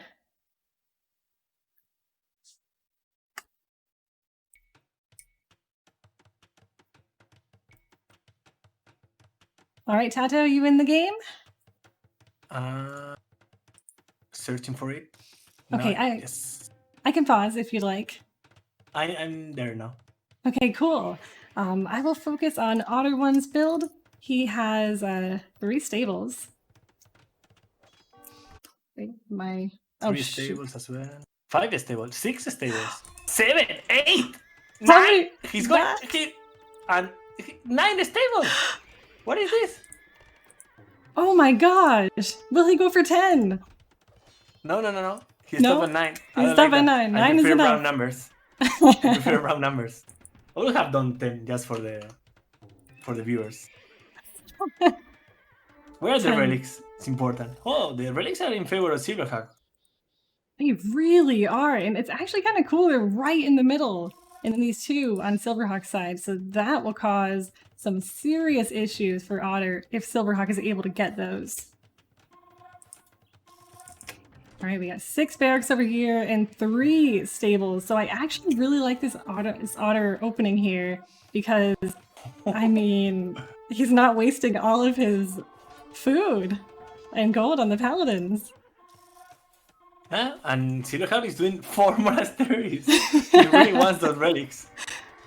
Wow. Gonna monk rush him.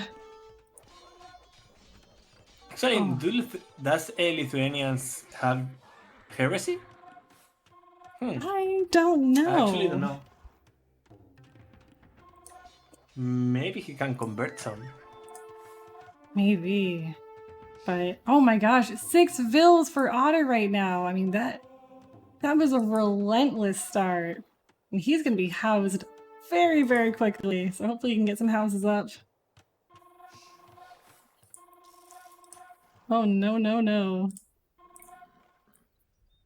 So when you're playing 4 lakes, how quickly do you go to capture each pond or lake?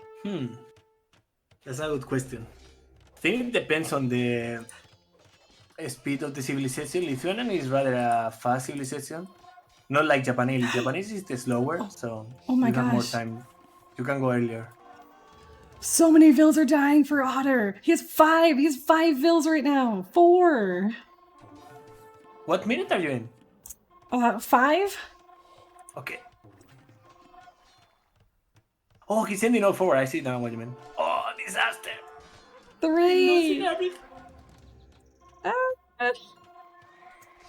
He did a good engage on the middle with half, so that's the good point. And as you mentioned, I mean, they are really food-heavy civ. This is going to be really tough for Otter to recover with only 4 vills. Needs to get those farms down, needs to get those docks out, and just not take this bad fight on the hill. But SilverHawk will have 2 relics, so... And if he gets that castle up, oh boy, I like SilverHawk position. So good. In the 52 paladins for SilverHawk versus the 19 paladins, 28 halves. That's scary.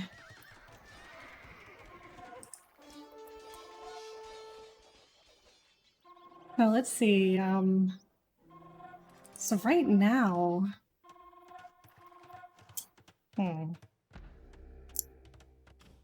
look at this hill right here, and this hill, I mean, how important do you think it is for Otter to take that from SilverHawk? I mean, do you think he can just go around it, right? He doesn't need to commit to that fight.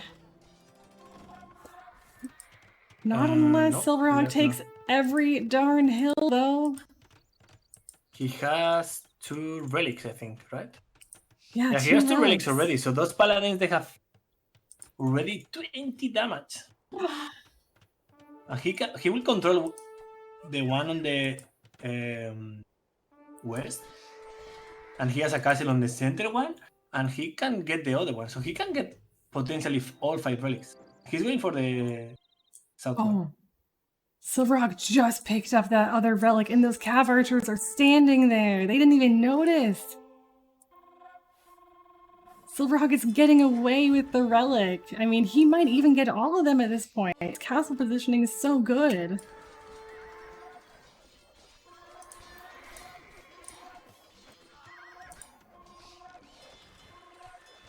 So he's going to get that relic as well. Oh no! He has 4. He will get 4. And the 5th is under his castle, so he should be able to get that one as well. I wouldn't mind to see some cavarches as well from SilverHawk.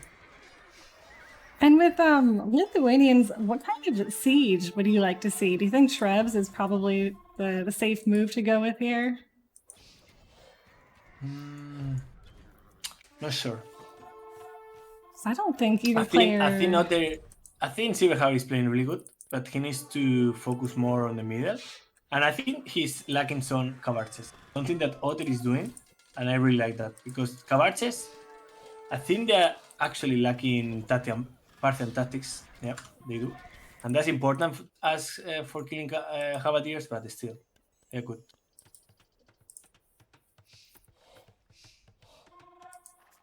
I think that... You could go champions as well. Oh, champions. That's a very good idea. I think that I would really like to see Otter take that 3rd lake in the north. And I feel like SilverHawk hasn't gone for it yet. So once his castle's down, that lake is Otter's for the taking. True thinks if Otter buys time, he can win. Well, he has 0 relics though. No, I wouldn't say... I mean, 5 relics with Lithuanians where you have more attack. Oh boy. Ugh. I mean... I think obviously he can win, but he needs to play perfect and force some mistakes from SilverHawk.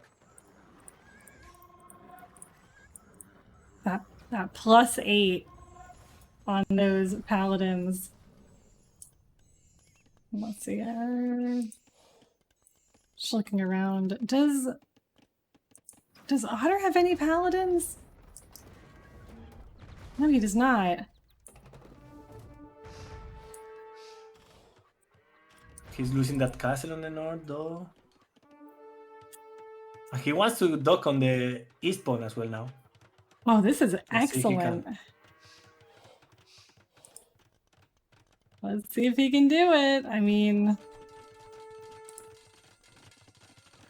this is a really big halb war right here.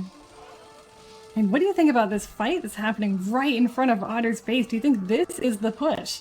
that SilverHawk can This make. is the boost, and those paladins, oof, Oh, that they have a castle. lot of attack. And the halberdiers are tanking the damage from the halberdiers, so the paladins are free to do the damage. And they nail the halves. So Otter, he's lacking some shits though. I think he SilverHawk had like 2 more traps. Oof, that would be scary.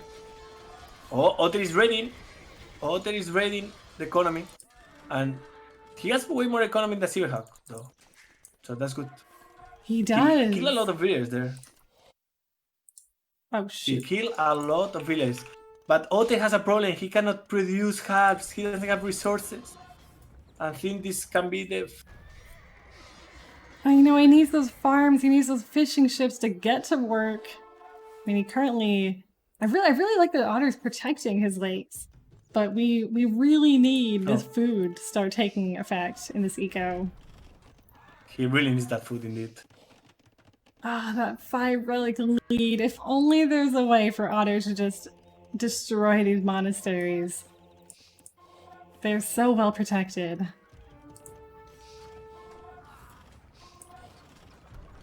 I mean, what do you think, TaToH? With 115 military to 15, what do you think? I think that this game is going to finish soon. Sadly. Otter doesn't have any food. Oh, let's see, he's trying to snipe the traps. I think that's the right move, but he doesn't have enough ladies. Oh! SilverHawk is letting him kill him. Oh no, that was a misplay by him. Still, he has 3 traps, right? So he should be fine. Yeah, he's got all these traps. He's coming with a 4th one. I think SilverHawk has this game. That is crazy. I mean, Otter doesn't have really anything. Look at how many halves there are. This is so many. Yeah, it's a lot of halves.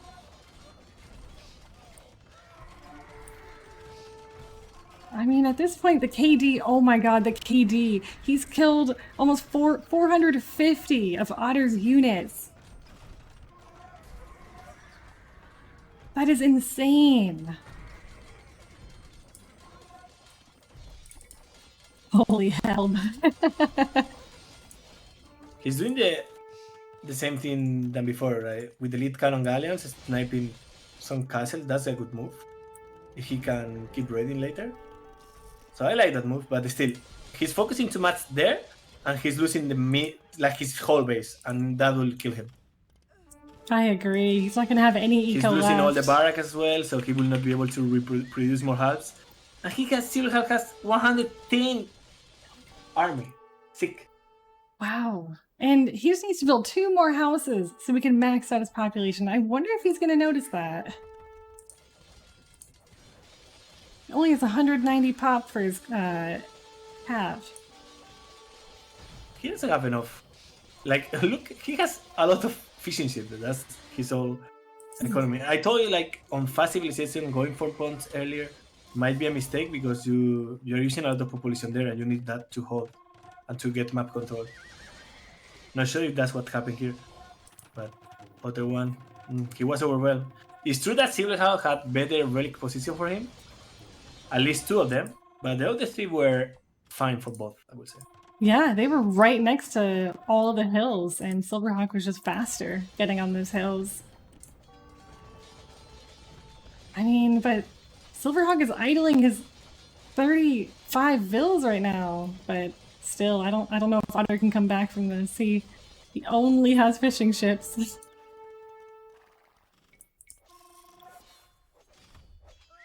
I think, you know, it's GG and preparing for the next game, which is Bulgarians. Otter cannot come back from this. He just cannot. Yeah. He also is down 5 relics, so. And SilverHawk dropped a castle on Otter's base in the corner. That is a get out of my game castle. Wow. And he doesn't have house population as well. Yeah. And he will lose the dock, so he cannot drop the food with the fishing boat. Oh no. Pokeboy says Britt's got some noob to co-cast with her. I think he's referring to you. Oh, GG. Wow. GG indeed. Pokeboy says that you are one of his favorite players and personalities in the game. Oh, thank you so much. Very nice. It is my understanding that you have to go, unfortunately. Yes, I have to go. So I really, really do appreciate you joining. This was, I mean, It was so fun. you're my I favorite really liked AoE it. player. Oh, thank you so much. So it was beyond cool for you to come on here and talk about this game with me. It was honestly something I'll probably remember forever. Oh. So, so thank you so much. No, thank you so much for inviting me. It was a pleasure. Absolutely. Sadly, I have to go because my friends are coming over, like in 15 minutes. So I don't want to like leave at the middle of the game. But Oh, it was a yeah. really pleasure, and thank you so much for having me. Of course, guys. Can we get a big thank you for our podcaster, TaToH? Thank you so much, and I hope you have fun with your friends. Yeah, it was so much fun. I really enjoyed the time. Sadly, like I say, like sadly, I have to go. Otherwise, I would love to stay here with you all, guys. Of course. As well, good job with the tournament, and keep doing that because I think this helps the DM community, the Token Prize community on overall. Thank you so much. Well. Really kind of you to say. Yeah, and I think these tournaments motivate like smaller players to improve, to practice, and also if they get help from Kellan, like that he's a legend and he's the best DM player probably, or one of the best. So I probably that they enjoy. I love this kind of stuff. Well, I'll keep doing it. I really, really can't thank you enough for your support, and everyone here is so excited to have you. But I will let you go, and I will keep you updated. I will let you know who wins. Oh, thank you. Yeah, I want to know. I want to know. I'm course. rooting for whoever wins this series. I want him to win the tournament. Because these are my two guys. These are my two boys now. And best of luck in King of the Desert. We hope you win. Thank you so much. Now Kellan will take over and he's probably giving better insight than me. So you are not getting a worse co-caster. Oh, yeah, right. All right, you take care, Thank you so much again and TaToH. have a nice one. You too. Bye. All right. That was so amazing, guys. Oh my gosh. We had TaToH co-casting, and now we have True. I don't know how I got so lucky to have these amazing co-casters want to talk to me about these games, but here we are. So True. Hello. 1 second, I don't have volume. Oh gosh.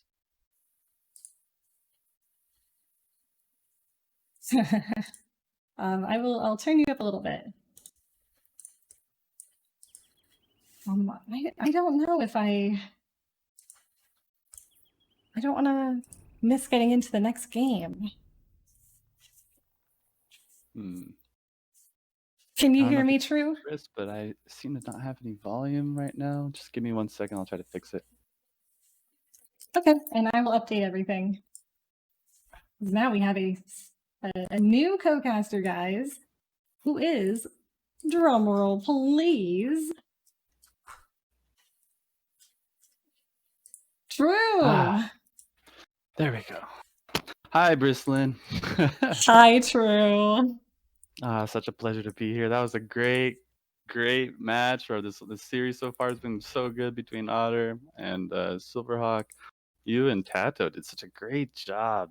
Oh man, that was so fun to watch. I'm so glad that TaToH came here today. I can't thank that guy enough for joining. You know, he was the DM Rising Star 2 finalist, second place in that tournament, and a near loss to Anton. And it's just so great to be able to see players like him now rise up and become the legend Age of Empire player that he is now.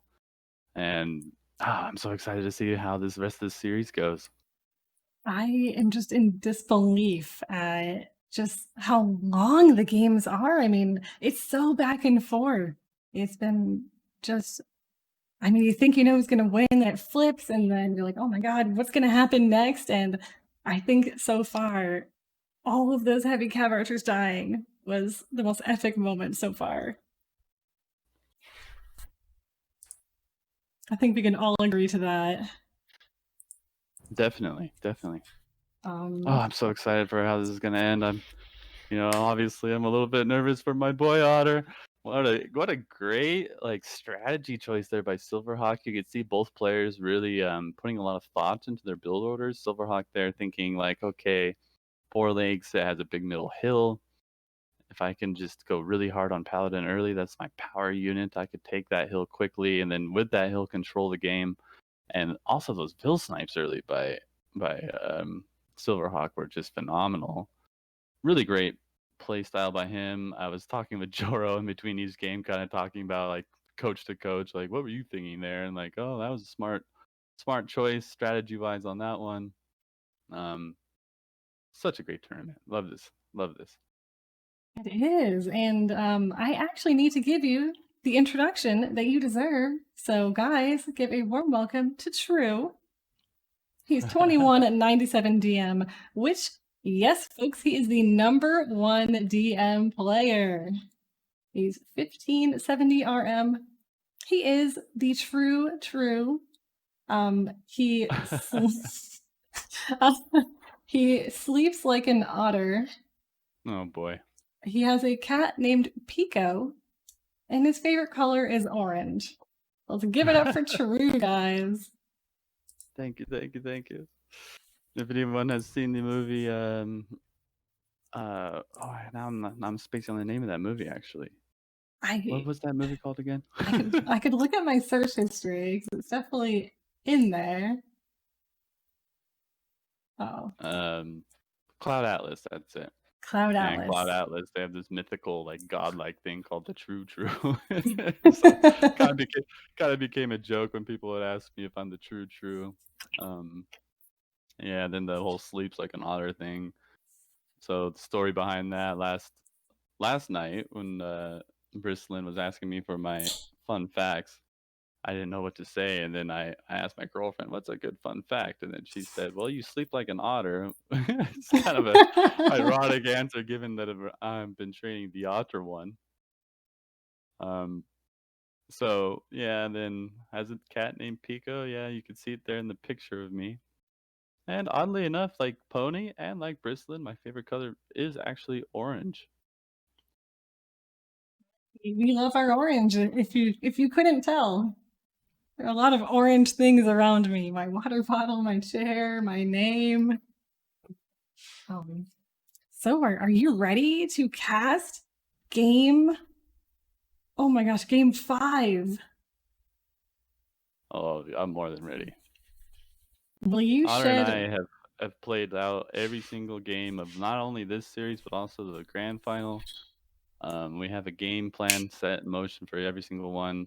I have to say the last one that was we were outmatched in terms of strategy choice. Obviously, it looked like Joro with SilverHawk really planned that one out super well. Props to them for that one. Really? I see Orcolt saying, "Fun fact: Kellen has the worst taste in PC mice." Yeah, that's probably true. I remember right after World Cup 1, everyone was asking me, how are you playing so fast? What is the stuff that you're using?" And I showed them a picture of my mouse, and it was just this basic Dell mouse that I had gotten for free. And that's the secret. I've never been a big fan of having fancy gaming gear, I guess. So yeah, that's the case. I'm having a little bit of a hard time getting into the game, so give me 1 second for that. Yeah, sure. I'll just talk about the map while we wait. So, I mean, I'm looking at this right away. SilverHawk has really weird gold. I mean, he's got gold over here and then gold over here. I mean, if I'm looking at this from an RM perspective, his base looks pretty wallable, and you can make walls if you want to. Otter's pretty open. I mean, his gold is out yonder over here. Winterez versus Funny is okay. That's definitely I'm definitely gonna go back and watch that series. Of course, I will know who wins because I will cast them versus whoever wins this. But that is crazy, 3-2. So all of these series have been super close. super duper close. And this one, oh, sorry. I was gonna say, so the room number was posted by SilverHawk, right? Was that the last one? Oh no, or maybe it hasn't been posted yet. I actually just found it in the search. Strange. I can look on AOE too. I could do that too. Oh, yes. Sorry guys for the hold up. I'm going as quick as I can. We'll forgive you. It's okay. You got TaToH to co-cast with me, so it is the least I can do is wait for you to find a game. I got it. Okay, so oh, failed to start observing unknown error. Oh. Oh my gosh. I think I started the game before I rolled it back. That's the issue. Go ahead and start it, and then I'll be right in there. Okay, sure. So I will get this show on the road. So we have Bulgarians on Arabia. You can look at my stream if you want. Of course. So with Bulgarians, I guess, I mean, many players have said it hasn't really been figured out precisely how to play them. You can play them so many different ways. I've played them with cav archers, but I mean, you can do paladins, you can do conics, or no, I guess you can do cavaliers, right? Conics, two-hand swordsman. You can go cavalier. Personally, I'm not a fan of the cavalier start that much. I feel like they get countered too much by the superior conic, and then later you can build like a lot of siege, a lot of, like, to me, siege, a lot of halb, and then some conic here and there. Late game, you got to switch into like two-handed swords, hopefully with like a lot of relics. Relics are really important in this war, so we'll have to see how they play it. Yeah, I'm really excited. It looks like SilverHawk is going the Cavalier route, and he just keeps running them into Otter's halbs. Otter's 4 barracks. He has 4 creep posts, which I really, really like to see. He's getting those conics out early.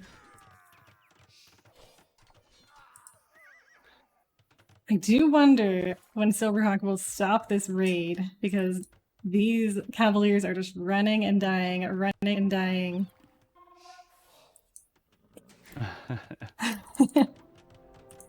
Oh man, I'm really sorry guys, I'm taking so long. Yeah, no problem. I think Oracle just made a really good point. Once again, SilverHawk, the AoE gods are looking out for him. He has all 4 relics within his grasp.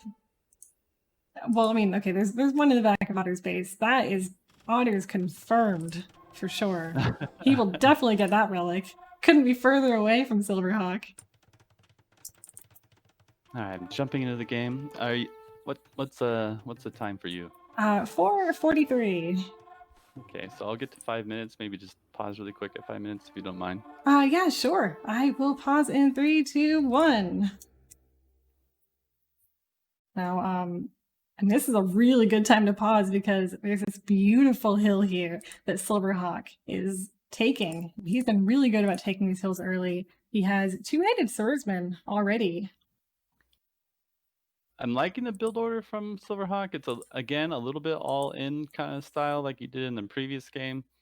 Otter and I, having played a lot of Bulgarians to test this out, we ended up going with only 4 barrack into quick crate posts following siege, or siege following that.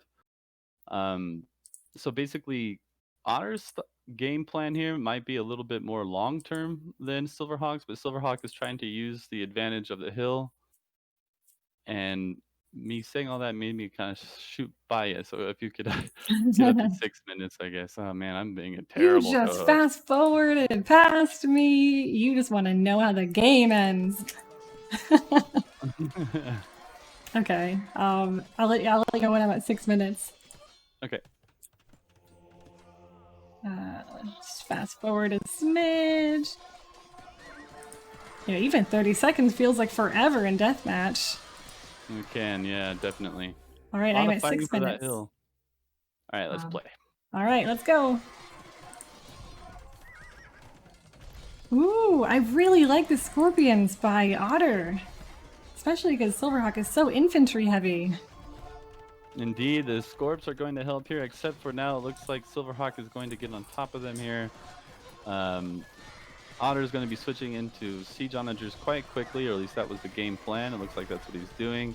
This could be a little bit of a waste for Silverhawk if he pushes into this a little too much. He's got to be careful not to overextend here. On the right side of the map, though, the map control from Silverhawk is looking really nice. I like that a lot from Silverhawk. So far, let's see, the KD kill-death ratio looks to be heavily in favor of Silverhawk, actually. So good for him there. Oh, he just killed a lot of his units. Yeah, those Siege Onager shots of his are actually hurting himself quite a bit. I really like the Vil Snipe, though, on the right side by Otter. He took out the castle builder there from Silverhawk. I really hope that he does not lose some map control here on the other sides of the map. That hill that Silverhawk is sitting on does not necessarily control the game so much. I think the right hill that Otter is going for might actually be a little bit better to control. And those Siege Onager shots are so devastating for both sides. Oh my god. Two for one. That was a good shot by Silverhawk there for sure. Looking at the resources, Silverhawk has burned through food quite rapidly. Yeah, I mean, I can't look away from these Siege Onager shots. They're so good. So devastating. I really want to see this castle denied. Otter might actually deny that. Yeah, he's taking the right side of the map. He's hopefully going to go for a relic soon. Both players really need to get on relics as quickly as they can here. Oh, those Siege Onager shots, though, are killing his own units again from Otter. Ouch, ouch, ouch. I hate to see that. And Now, Otter taking the hills. Hill. Indeed, indeed. Otter having a lot more food and, well, yeah, food in the bank compared to Silverhawk, which is to be expected given how the build order is of both players. Now, this could be a great fight in the middle from Silverhawk if he's able to snipe all these Onagers down, but will the Onagers get some nice shots or not? We're yet to see. Ooh, this could be really good for Silver. Looking great for Silver here. However, I really like the raids from Otter One. On the right side, taking the map, getting some conics there behind Silverhawk's base, pressuring him there. Man, what a crazy game so far. I know, and these raids are so important for Otter because Otter really hasn't, done eco. I mean, he has 26 vills compared to 67 by Silverhawk. So I'm sure we'll be seeing those numbers climb up since Otter's 3 TCs, but Silverhawk has 7. Crazy game so far. I can't even tell who's winning. Those two-handed swords can be super deadly from Silverhawk if he uses them effectively, but they are open to getting shot by the Siege Onagers. This boils down to how effective will the Siege Onagers be here. Yeah, I mean, at this point, I really wanted to see heavy cav archers in this game, but I think that is an absolute no-go. I don't think we will see any of those. What do you think? Do you think any player would switch for some reason? Yeah. Not with these Siege Onagers. I was watching also the other game being played a moment ago for the other two players. It looked like Winterez went for actually a fair amount of HCA and ended up having a lot of them sniped by Siege Onagers, which was great for Funny Liquid. I don't know how that game played out. Oh. Oh, and here comes now a big attack from Silverhawk. Will it be effective or will the Siege Onagers prevail? I think the Siege Onagers are doing a lot of deadly damage here. Oof. I don't know. This is really 50-50 right now. It looks like a win for Otter One slightly. It might have even been cost efficient though from Silverhawk, given that Otter actually lost all of those Siege Onagers, which he had quite a large number of. Now Otter is completely out of food, while Silverhawk actually also out of food, but 40 farmers. That is fantastic for Silverhawk. Gotta give him a lot of credit for the quick eco in this game. That's so great, especially for Bulgarians. You can really pump out a bunch of those conics if you have food, and all those two hands. Hopefully we'll continue to see more. Really need to see a lot more eco coming out from Otter here. Otter really being stubborn about wanting to keep that hill. In my opinion, he doesn't really need to fight for so much. Especially, he of course wouldn't know this, but with SilverHawk being so far ahead on eco, Otter has to be really careful here and boom up those farmers. It's gonna be tough to do with how little food he has to even make villagers, but he does have a lot queued. I think Otter is very reliable about having a lot of villagers queued all the time. Yeah, I mean, good thing because Silverhawk has 100 villagers, and Otter will catch up soon. 81 villagers now for Otter. He is catching up, but the population difference is quite significant. 162 to about 118 from Otter. I am really liking this fight on the right. I mean, this ultimate Treb war, got his Krepos in this castle. I mean, once Otter gets that Krepos down, there's really not too much protecting the eco for Silverhawk. Completely agree with you there, 100%. Excuse me. Otter, though, I like that he just DQ'd some of his vills, now queuing up a bunch of conics that should secure that middle fight for him, I would think. It also appears that Silverhawk continues to make Cavalier, which in my opinion are purely worse than the conic, so if I were him, I would definitely switch. They cost more than a conic while also being weaker than a conic. And then Conic, you know, they're a little bit late to build in the game just due to having to get them either out of castles or Krapos, but once you have those up, you always want to make them instead of the Cavaliers. But man, Silverhawk has really dumped a lot of gold into Cavaliers and Conic throughout the game.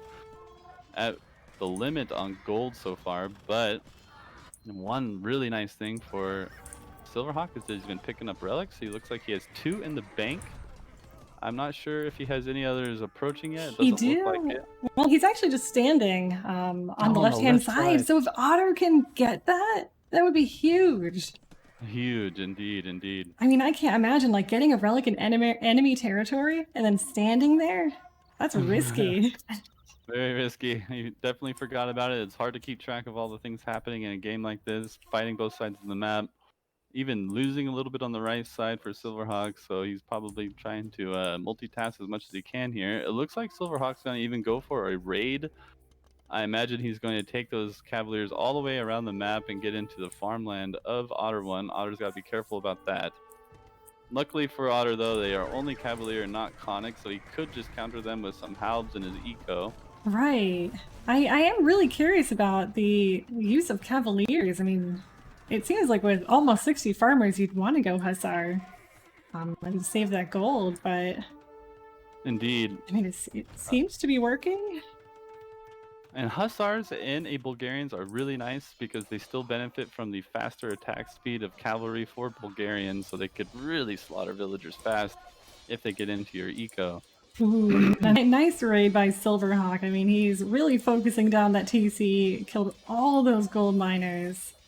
I'd like to see him continue just killing, you know, villagers, because he can. He doesn't need to focus down this TC. Just continue raiding. Indeed, indeed. And it looks like Otter is trying his best to knock out that Treb to prevent the push from continuing from Silverhawk. But it looks like his Treb might be going forward a little too much. I'd like to see him just mass up units for a moment here. And that raid from Silverhawk was also nice. He knocked out the town center for that gold mine. If he brings that into the farmers of Otter One, that might be really effective if Otter doesn't catch it in time. Yeah, I think unfortunately Silverhawk just stood around too much next to that TC. He gave Otter the time to, you know, figure out how he's going to counter this. Indeed, indeed. I mean, I think the really cool thing about Bulgarians is you don't really need castles. I mean, unless you want to build a Treb, but how many castles would you make as Bulgarians? I usually only make 1 or 2 just to make Trebs. Other than that, I like to cover the map with a lot of the Krapos. You know, they're very effective at map control. They're very cheap relative to a castle, and so that's one really nice thing about Bulgarian War is that you can make a lot of those Krapos and really dominate the game if you have map control. Otter, though, sitting on a lot of idle villagers at the moment. He needs to get that sorted out. If he could sort his eco out, he should be fine. That push from SilverHawk is not exactly deadly, so I think Otter has time to recover if he just puts the effort in, but the issue for him is going to be the relics. He does kind of have control over the relic in the middle, but now SilverHawk finally returning the relic on the left. So I don't know. It's so hard to say. I mean, I'm looking right now. Otter has another Kellen mining camp. I mean, he's got it right in between his stone and the gold right here. We love to see it. The Kellen mining camp. Oh my god. I'm so sorry. TaToH started it, not me. I know. That was funny. The amount of making fun of Kellen there's been today has been pretty hilarious, I have to say. Was it happening on the other stream too? Not so much there, just mostly here. Oh, no, my it's all good. apologies. Oh, no. I would just love to see though a lot more farms from Otter. He's just only at 37, which is a decent amount, but he needs considerably more. I like SilverHawk's 66 farmers. You've got to boom a lot of farms in a Bulgarians war as the game goes later. Allows you to continually sell food and make a ton of two-handed sword. That's how you usually win a late game in a Bulgarian war. Now it looks like Otter's going to attempt to save his castle in the middle by sniping that shred. That worked out for him. We have a conversion somewhere. Oh no, healing. Okay, there it is. Like, who is being converted right now? Hi, Lost Crusader. Welcome. Welcome to the stream. Tommy, good to see you, man. The Meg. The Meg. All right, once this castle goes down by Otter, I mean, this castle will go down. It's got it with these two threats here. This eco's gonna be so vulnerable. Luckily, Otter can build plenty of more creep posts. I would just love to see Otter just sit back for a moment, mass up an army that can actually fight. I think he's committing to too many very little fights with very little army numbers, which is causing him to lose these fights continuously, which in turn is just making the kill-death ratio go a little bit more in SilverHawk's favor, although actually I'm surprised it's as close as it is. SilverHawk actually had a bigger lead than that early on. Oh, nice onager shots on the Treb there in the middle by SilverHawk. SilverHawk continuing to push. I mean, these raids on the left are so deadly, but SilverHawk is killing a farm. All right, there he is. It looks like Otter's going to try to snipe the Trebs again in the middle. Oh no, he's actually going for the siege onager. That might be a smart play.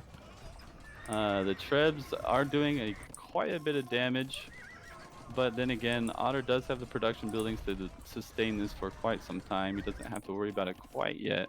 It's just all about whether or not he can actually get the eco up and start to actually mass up an army. He keeps sending in these small armies to fight a bigger army than his, which is causing him to lose fight after fight.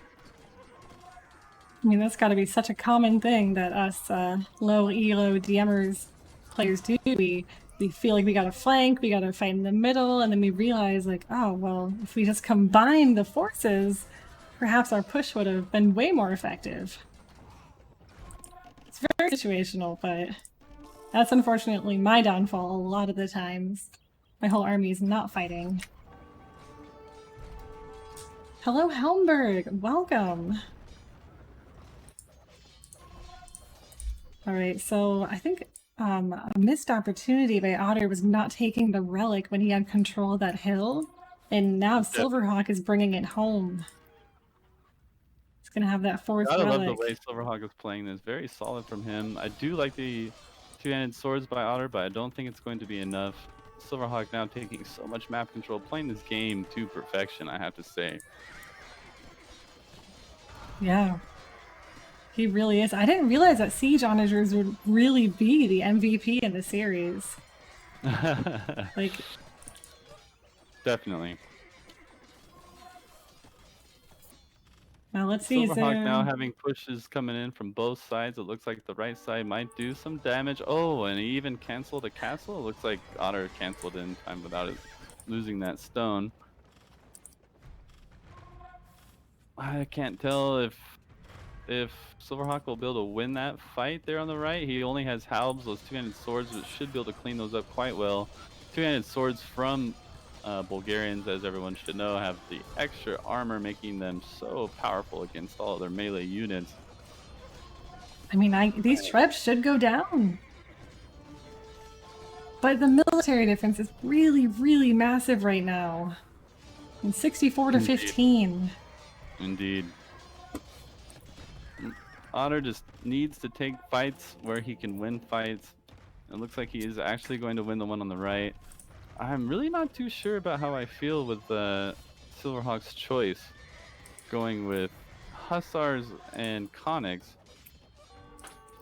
If I were him, I would probably just start converting into pure two-handed swords as the game goes later. You have a huge relic lead. Use it to just make two-handed swords and seal up this game.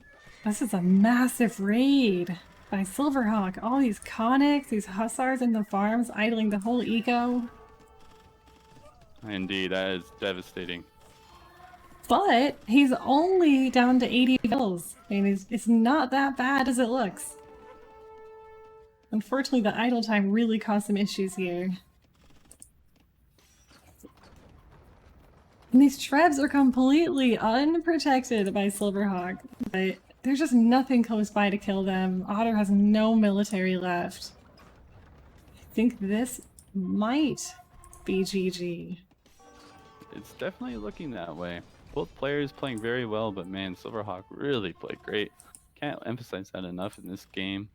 I think we've seen both players showing off their strengths in different games as we've gone along. Sometimes it looks like Otter is playing far better, and sometimes it looks like SilverHawk's playing far better. Really high-level games for a Rising Star match. Love to see this. Yeah, I mean, you forget that we're even casting a less than 1500 ELO tournament. These players have transcended that level through all their practice and training. This is like an incredible match. Indeed, indeed. It's a little bit hard for me to watch my boy Otter lose a game, you know. It's like, oh man, come on, man. But you could. I still have faith that he could come back and win the rest of the series. It is such a close series. Now 3-2 for SilverHawk. GG call by the Otter One. GG. Excellent. I'm just gonna take a really quick break and Sounds good. I'll try to keep your chat a little entertained here. Thank you so much. I will return.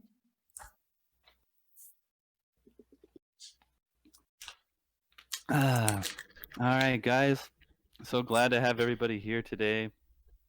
The amount of effort from Brislin, from Ponyboy, from the whole squad of DM Rising Star, from the players training all the time.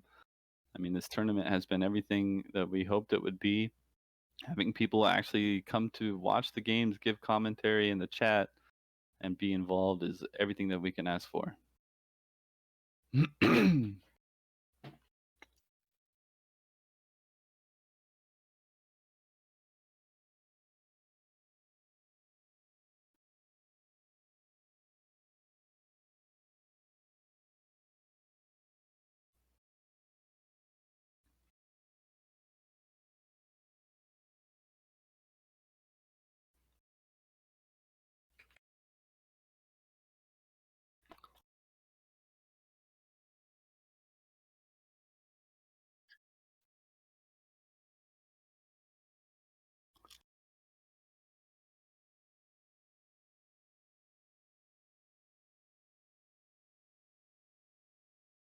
Oh, Wayne, Army, you guys in the chat? Good to see you both.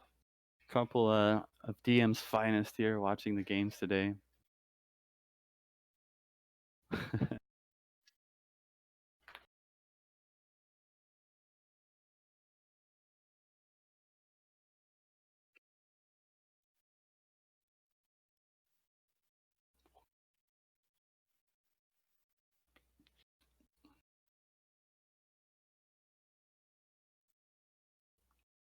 Right. Any drama occur while I was gone? Yeah, trying to keep everyone happy. I was just also tuning into the other match. It looks like it just ended now. The series of Winterez versus Funny Liquid. Ooh. Given that we will be going into the finals straight after this, but I think we could deal with having spoilers, but if anyone doesn't want to be spoiled, spoiler alert, Winter has won the series 4-2, and will be going on to the finals to play against whoever wins this series, where we see so far SilverHawk with a lead 3-2. Wow. Funny Liquid goes down. That's crazy. I did not expect that. Crazy, crazy. Okay, so are you ready for our next game? Oh, I'm definitely ready. Oh, I see that they posted it. Good, good. All right, we have Chinese on Serengeti. Oof. Chinese war is a funky war. Mix that in with having it being on Serengeti is going to be crazy. I am now in it and paused at 2-second mark. Ready when you are, Brislin. All right, I am in it and paused at 2 seconds. So on my count, let's 3, 2, 1, go. Go. All right. So it looks like SilverHawk going for a 5 villager on 1 stable start. Like the games we've seen so far, SilverHawk looks to be going for a very aggressive type build order, doing a lot of stables and barracks right off the bat. On the other side, we have Otter One going for only 2 barrack and 6 archery range. Kind of a build order you typically see from civs like a Britain War. So I actually didn't think that you would build archery rangers for Chinese. I thought maybe you would just do stables, barracks, and castles. So it's a little unexpected. Generally, in a Chinese war, having a lot of arbs early is very effective. And then mix that in later to go with skirmishers with Shukanu is how you transition towards mid-game. You might add stables later to just sort of do some raiding here and there. Okay. Now, with the stable start from SilverHawk, you're going to see the heavy camels as opposed to doing Cavalier. And let's see how effective this rush will be. It could be really effective, or it could be not very effective, depending on if he just takes the time to snipe those vills. It's going to be hard to get very far with only camels with arbs shooting them. But it looks like he sniped a couple vills. Now Yes, Otter's he got did. 4 vills. Wow. And SilverHawk starts have been crazy. Luckily, Otter was able to wall in his castle building bill. He was able to, get these units out. I've really enjoyed the Halv starts by him in these games. He hasn't really gone like heavy calves. Indeed. SilverHawk has been going with really kind of aggressive starts, which have been benefiting him a lot for taking map control, especially important hills early in these games. If I were Otter One, I would probably be playing a little bit precautious right now, knowing that my opponent went with a lot of stable barrack start. I really like the quick siege workshops also from SilverHawk. Those onagers can be devastating for an army like what Otter is creating. Otter's got to be careful not to lose a lot of his units to those. Otter now queuing a lot of onagers. Let's see how effective that'll be. Now, Chukadu and onagers together, now that's an unstoppable force. That could be As, super as deadly. long as you're good with the micro. Indeed. And we see now SilverHawk spreading out his cavaliers to go across the map on both sides. I think he is also, he just finished a monastery and already pumping out a monk to go for a relic that's secured relic for him, it seems. I like that he's spreading out and building castles and key locations around the map. Really good for him there. Oh, he might even snag that vill on the left. Oh, he missed Oh, it. he's so close. Oh my gosh. Okay, so I guess Be careful not to waste those arbalists here in the middle. Yeah, we need a nice little tread. Ooh, Otter might even snipe that vill there in the middle, building a castle. If he notices it in time. I don't know if he will, though. Oh my gosh, he's getting the castle and the vill is right there. It is at 88%. He's so close. And he gets him. And they do. And they even get the monk. That was a nice little move by Otter One there. I would like to see him even go up north and take out that other castle, but that's probably asking for too much at this stage. Looks like Yeah. Otter's building a castle in the south, which will be in range of the castle from SilverHawk, which will be going up first. Unfortunately, Now, those onagers are cleaning that up. it seems SilverHawk is keeping to his general strategy that he seems to play each game, where he first has a really strong build order, take the middle control, sit on that middle control while he masses up an eco, and once he feels safe with a nice eco secured, he then tries to roll out, doing damage all over the map. Oh, Very well and strategized by those two. And nice snags there from the bottom by SilverHawk too. oh shoot, yeah, that gold was denied. I mean, that's the fun part about Serengeti is all the little gold piles throughout the map. It makes the game Yeah. so much more exciting because map control, I mean, you're trying to you're fighting over the tiniest little spots. Indeed, yes. And then, oh, a nice snag there by SilverHawk on the left side. You see him actually destroying the TC that the villager was building while being walled in. Oh my god, and he's Funny thing is, continuing to those wall captors don't even himself. see it. He could actually restart that TC right now and probably get it up. That's funny. Big fight now coming in the middle, and those siege or this onager shots from Otter being effective on the onagers from SilverHawk. Oh, that was a really good hit by Otter. That Trev is alive. So far, the fight seems to be definitely in favor of Otter in this fight. Otter, I like that he's still keeping all of his Arbalists alive. He now has also control of the south castle that he's building with Arbs there as well. Trying to take a lot of the map control, but it seems the map is pretty 50-50 in who has control of it.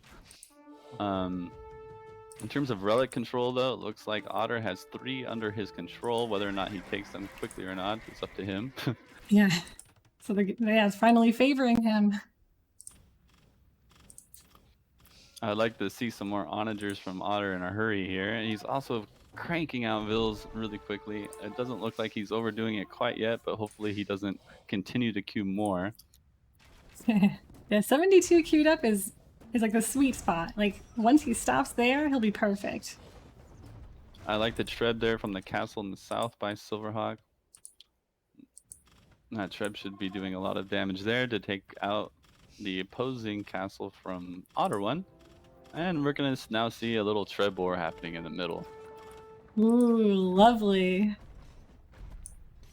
From the looks of it, it seems maybe Otter a little overcommitted on Arbs. It would have been better for him to switch into, I think, skirmishers early here, but that's going to be okay as long as he doesn't lose them too easily. Risky play there in the south by Otter, and he actually takes down a Treb with Arbalist, something you don't ordinarily see in these games. Hey! Hopefully he saves the rest of those Arbs. Whatever works. Hopefully he pulls them back. Come on! Oh, I think they're all gonna die to the castle. I think you're right. Unfortunately, he's losing all those units there in the south. That hurts a lot. But he's really focused on that big fight that's about to take place in the middle. It looks like Otter is finally moving in his Arbalist to try to take control there. Yeah, that was a really ballsy castle position there. I don't know how I feel about that. This could be a really good fight for Otter, actually, because that pond is acting as a little bit of a choke point, and having that many Arbalists on that hill is so effective. Benter asked about siege rams. I mean, I guess you wouldn't want to make them because the 2 canoes pretty much destroy them, right? Exactly. 2 canoes just destroy siege rams. It's a big misconception that you see from newer players in DM that they think rams would be really effective in a Chinese war. They turn out to be very ineffective. I learned that the hard way in a 1v1 versus Zach. I kept making capped rams or siege rams, whatever they have, and I was like, well, never mind. Let's not do that. Yeah, they do actually have siege rams. They just can't end up being very effective in this war. Now, it looks like Otter has won the south fight. That was a funny way to win it. The waypoint, though, for those light calves of SilverHawk are going straight into the army of Otter One. Oh, it looks like he called it back. That's good. Oh, yeah, I see that. An onager shot from SilverHawk might be really deadly here. Oh, but he didn't shoot the onagers. Whew. Oh, and that castle, I think, is going to go down for SilverHawk if he can just get these onagers, get those onager shots. Come on! Well, Those onagers should be able to do the job for SilverHawk, I would think. But we're yet to see that here. Oh, Oh, so smart by SilverHawk with the light cap. I really do like that. Especially with the skirms. And all this, siege. How many scouts does he have? It's 22. Just enough. just enough. Just enough. A lot of trebs there in the south, though, from SilverHawk. He's probably going to do a lot of damage there, knock out that castle, and take back control of the south. Smart play by him. Otter does have an opportunity to deny that castle on the hill, but it looks like he doesn't notice it. Boom, boom, A boom. lot of arbs in the middle. That's terrible for Otter. I mean, right now the KD is 360. 360 kills for SilverHawk to 260 for Otter. Ooh. SilverHawk has just been taking a lot better fights so far in this match. He really has, but I think that Otter's about to make a big push on the left-hand side. Unfortunately, while SilverHawk is making a big push on the right-hand side. So, big decisions are going to be made. The middle control is somewhat important for Otter just because it has so much of his production buildings, but on the other hand, it doesn't really control any key resources so much. You see a big hill kind of in the middle south area that Otter is mining one of his gold mines. I would love to see a castle be put there. It's very castle position. I mean, right now, 7k wood for SilverHawk and 150, well 250 now wood for Otter One. This is a really, really tough position to be in. Otter managed to take that castle out in the north. That's really good for him. It's just a matter of whether or not he can actually slow down that push coming in from Silver in the middle. It looks like he's starting to handle it though pretty well. He's got the onager numbers, taking really good shots there on the Chukanus. And it's just whether or not he's going to clean up now those onagers from SilverHawk. Looks like he's doing it. Oh, good shots. Oh, that was a great But shot. he has one that survives.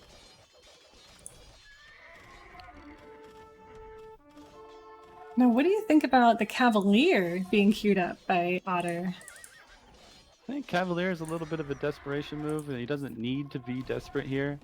I think he is doing okay. I mean, he's got a lot of time in the middle, even though it might feel like he's getting pushed hard. In reality, like, it's going to take SilverHawk a lot of time to try to work through all of that buildings and units that Otter does have there. Right, Otter can drop another castle too, and then he'll have 10 that SilverHawk will need to push through. Otter got a hold of one of those trebs, but man, SilverHawk has a whole bunch of trebs on Otter's hill that I was mentioning earlier. That onager shot from Otter might be really good. He gets one decent shot off, but then loses the onager. All right, Oh, Noah, man, thank you for close tuning fight in the in. middle. It really is. We got Otter hype in the chat. Well, let's get some SilverHawk hype in the chat. We got Reg cheering for Otter. Where are the SilverHawk fans at? And take care, Noah. Thank you for tuning in. I'm really concerned about the wood lines in this. I mean, Serengeti is so sparse. Really, really hard to gain that control back over all the random wood lines all over the map. Ah, shoot. This is looking super good for SilverHawk, just dominating the fight in the middle. Otter One again needs to just mass an army up. He's just taking bad fight after bad fight. A little bit uncharacteristic of him to do so many bad fights in a row here, I would say. But maybe a good raid from Otter One in the back of SilverHawk's base. Ooh. SilverHawk doesn't seem to notice it quite yet. Losing a lot of his farmers. I mean, they're both raiding each other's ecos. This is, 86 vills to 73. SilverHawk's eco is just going down, down, down. They're gonna be even soon in their vill counts. 72, even. And now we see the siege rams by SilverHawk because he recognizes there's not really any Chukanus that are able to stop him. Oh man, those raids from Silver have been so deadly. His Trebs now moving in deep into Otter One's base. I'm not sure if they're gonna stand though with the Chukanu's there. Chukanu's of Otter One taking a nice fight against the opposing Chukanu's. Yeah, it looks like he might be able to clean this up. Otter One, that is. And the raid from Otter though really prevented SilverHawk's eco from continuing. SilverHawk may be a little bit constrained on food at the moment, making a lot of Yeah. new villagers. Oh, and I really like SilverHawk is fishing on one of the ponds. Love to see that. A unique way to get food, I guess. And no relics. I just noticed no one has grabbed a relic this game. Wow, that is a very good point by you there.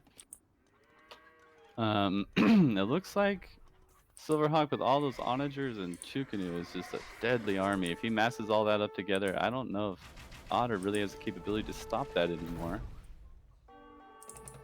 Yeah, I mean, I guess that's the thing. You look all over the map and you see, you know, the military just idling, standing there. They all just group together.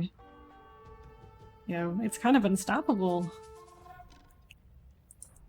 Greek says this is over. Hello, Daisy. Good move by SilverHawk though, all over the place. Really good fights by him. That onagers in the middle might get shot by Otter's onager. Oof, if he's not careful, Silver might even lose more onagers here. Oh. Yeah, he loses 3 so far to that one onager of Otters. Otter's making a tiny bit of a comeback here, but he's got a long way to go to get back into this game. Yeah, like the more that SilverHawk pushes into his base, the more Otter is kind of like expanding around the corner of the map, which I think is a really good response. I hope that you can really capitalize on the gold on the corners and maybe get a relic or two. Oh, and now sniping the treads even in the top side of the map. Otter's staying alive here, but the population difference is still huge in comparison. Oh, we need to see a bada boom. That is the way for him to turn this around. Indeed, those Chukanus are pretty resistant to onagers relative to other archer types, but a couple onager shots could still do the job for Otter. So, I mean, do you think he's gonna patrol them into fight?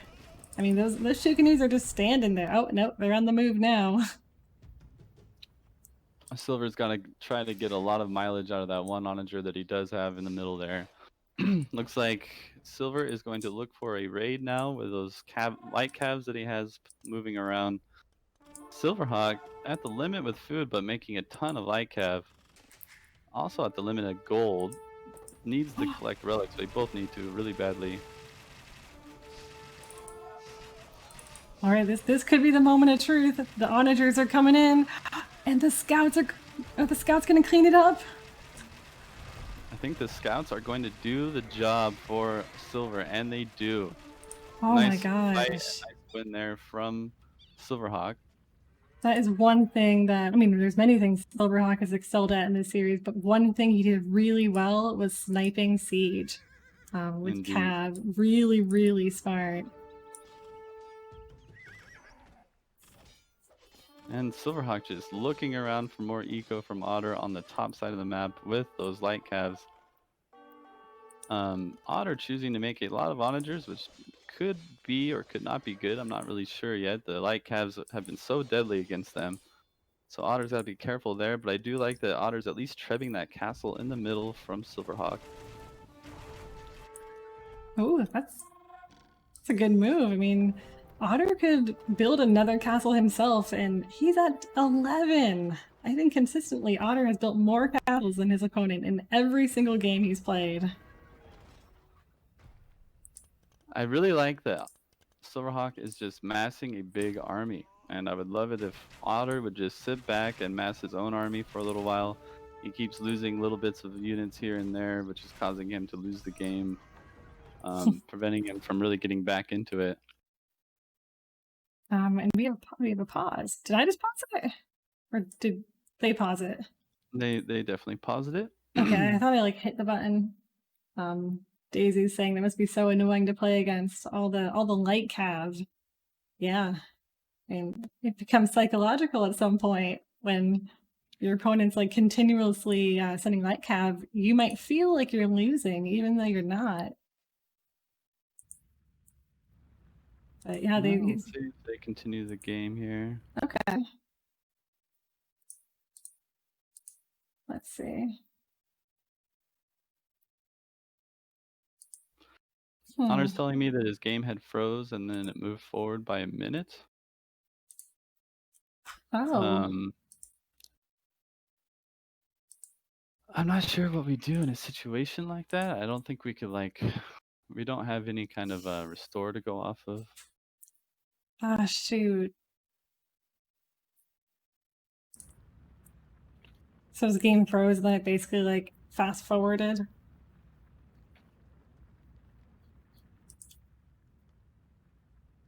Apparently.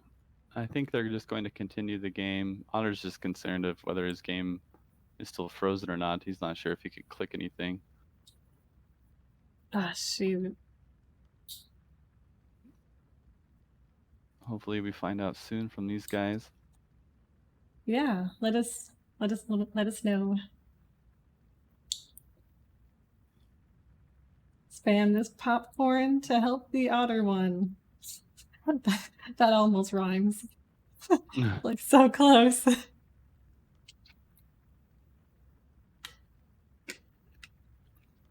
Well, Keller, I don't think he can, because his game froze, right?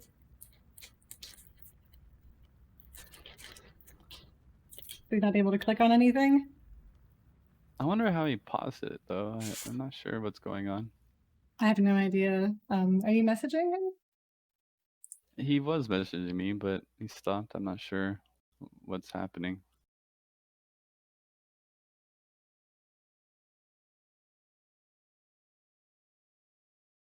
He's probably discussing it with SilverHawk, I would guess. I'm not really sure. We'll have to just give these two players a moment. We can do that. Hello, Be Easy. How are you?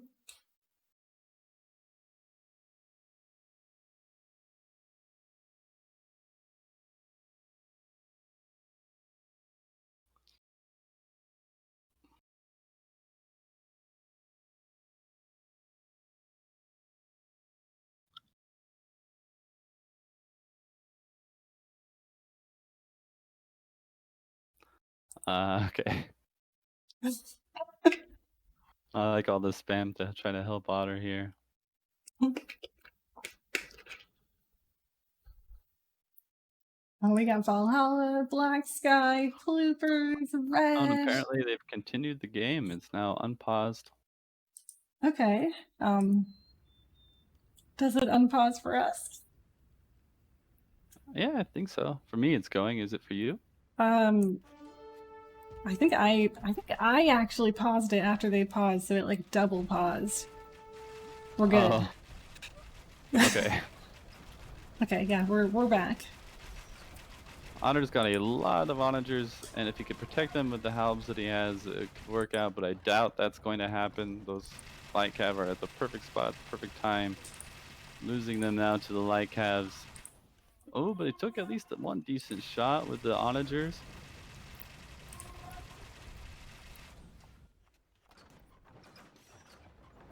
Yeah, I mean, SilverHawk has destroyed so many buildings. He's been keeping his Trevs alive. Capture Age has that really cool raised value tech, or stat. Right. So 17k in raised value for SilverHawk, 10k for Otter. Really cool to see that. Wow, crazy game, but it looks so good for SilverHawk at this stage. It's hard to imagine any kind of comeback opportunities here from Otter, but it is the last game of a big match in a tournament. Just can't blame them for trying to play it out a little bit longer. Yeah, I would stay in this till I have nothing left. You might as well. I mean, it's the semifinals. Yeah. And they're giving you a hard time about saying indeed. Oh, please, guys. I say excellent way more than he says indeed. I've been watching Nilly maybe too much. He says indeed a lot as well. I feel like, yeah, I feel like it's a good word. You know? It's fine. Oh man, SilverHawk now is taking control of the entire south, knocking Otter off of that. And he knocks down another castle from Otter. Otter now down to only one castle. That's going to hurt a lot. Yep, and that's the last castle, right? The one next to the relic? Indeed, yep. Indeed. Indeed. I think at this point, Otter is going to have to call the game. I don't see an opportunity for him to really come back here. Fortunately but again, not. I mean, can't blame a guy for trying to play it out. Absolutely. I mean, he's not dead yet. He's got 50 pop, 58.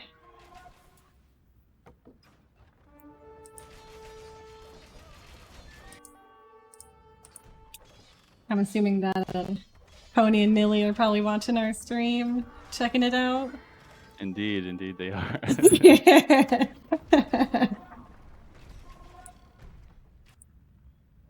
All right, so that means we will not see Teutons on Socotra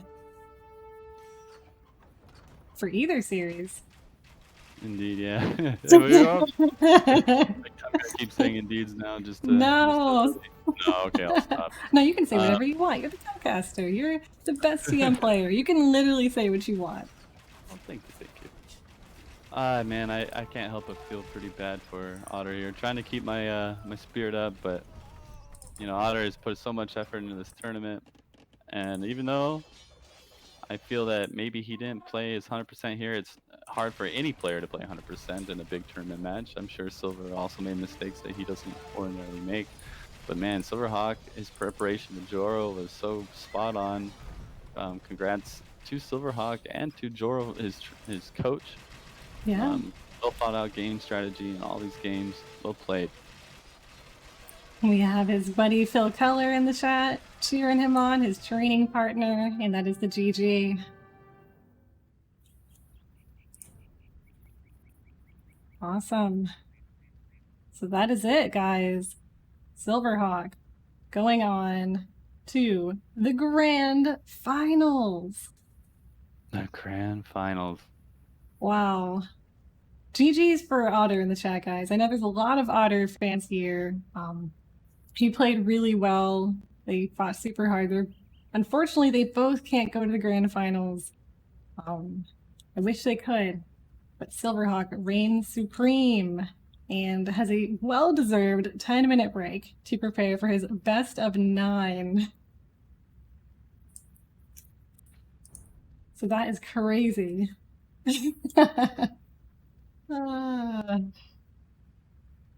Crazy. I want to give a big shout out to my real life friend Christina, who is doing the scoreboard for me. She's been on point every game, updating it. Thank you, Christina. You are the best. Yeah, Christina with a K. I like Polar's. If SilverHawk wins the tournament, he will then be promoted to Golden Hawk. That's pretty good. I like that.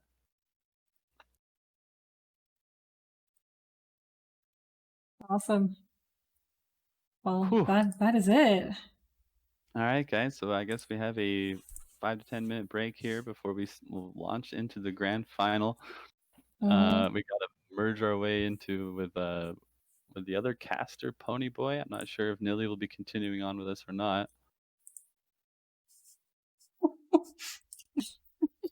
Army, you can't ask that. I mean, you can. That's an unfair comparison. We are very different in our casting methods, so it's very difficult for us to have that comparison. Indeed, yeah. Indeed. Oh man, I'm stuck on that word, I guess. I mean, it's okay. Holy cow versus excellent versus indeed. Yeah. Whew, man. The grand finals coming up, guys. We have Daywalker here. Hi, Daywalker. Pico with the killer cat. I love it. Yeah, you can see it in his eyes. Let me Yeah, the story update. behind that cat, actually, my neighbor 2 years ago was a veterinarian, and she had discovered it in a building nearby the vet school here at the university that there was this cat that was kind of hanging around the side of it. So she built it a box with a home and everything, but she had already adopted too many pets to be able to adopt it.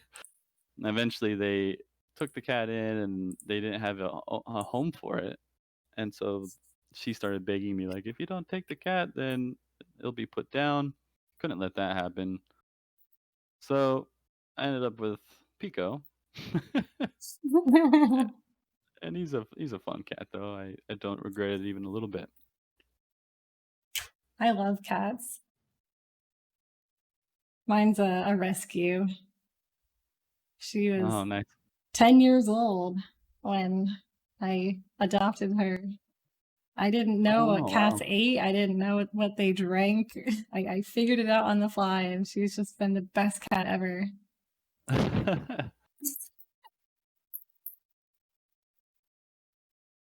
Oops, I'm like typing in all caps to everyone. I'm sorry. I'm not like yelling at everyone I'm typing to. SilverHawk, I would say that you could come in for an interview, but I think you probably want to rest before the grand finals. Is that a fair assumption?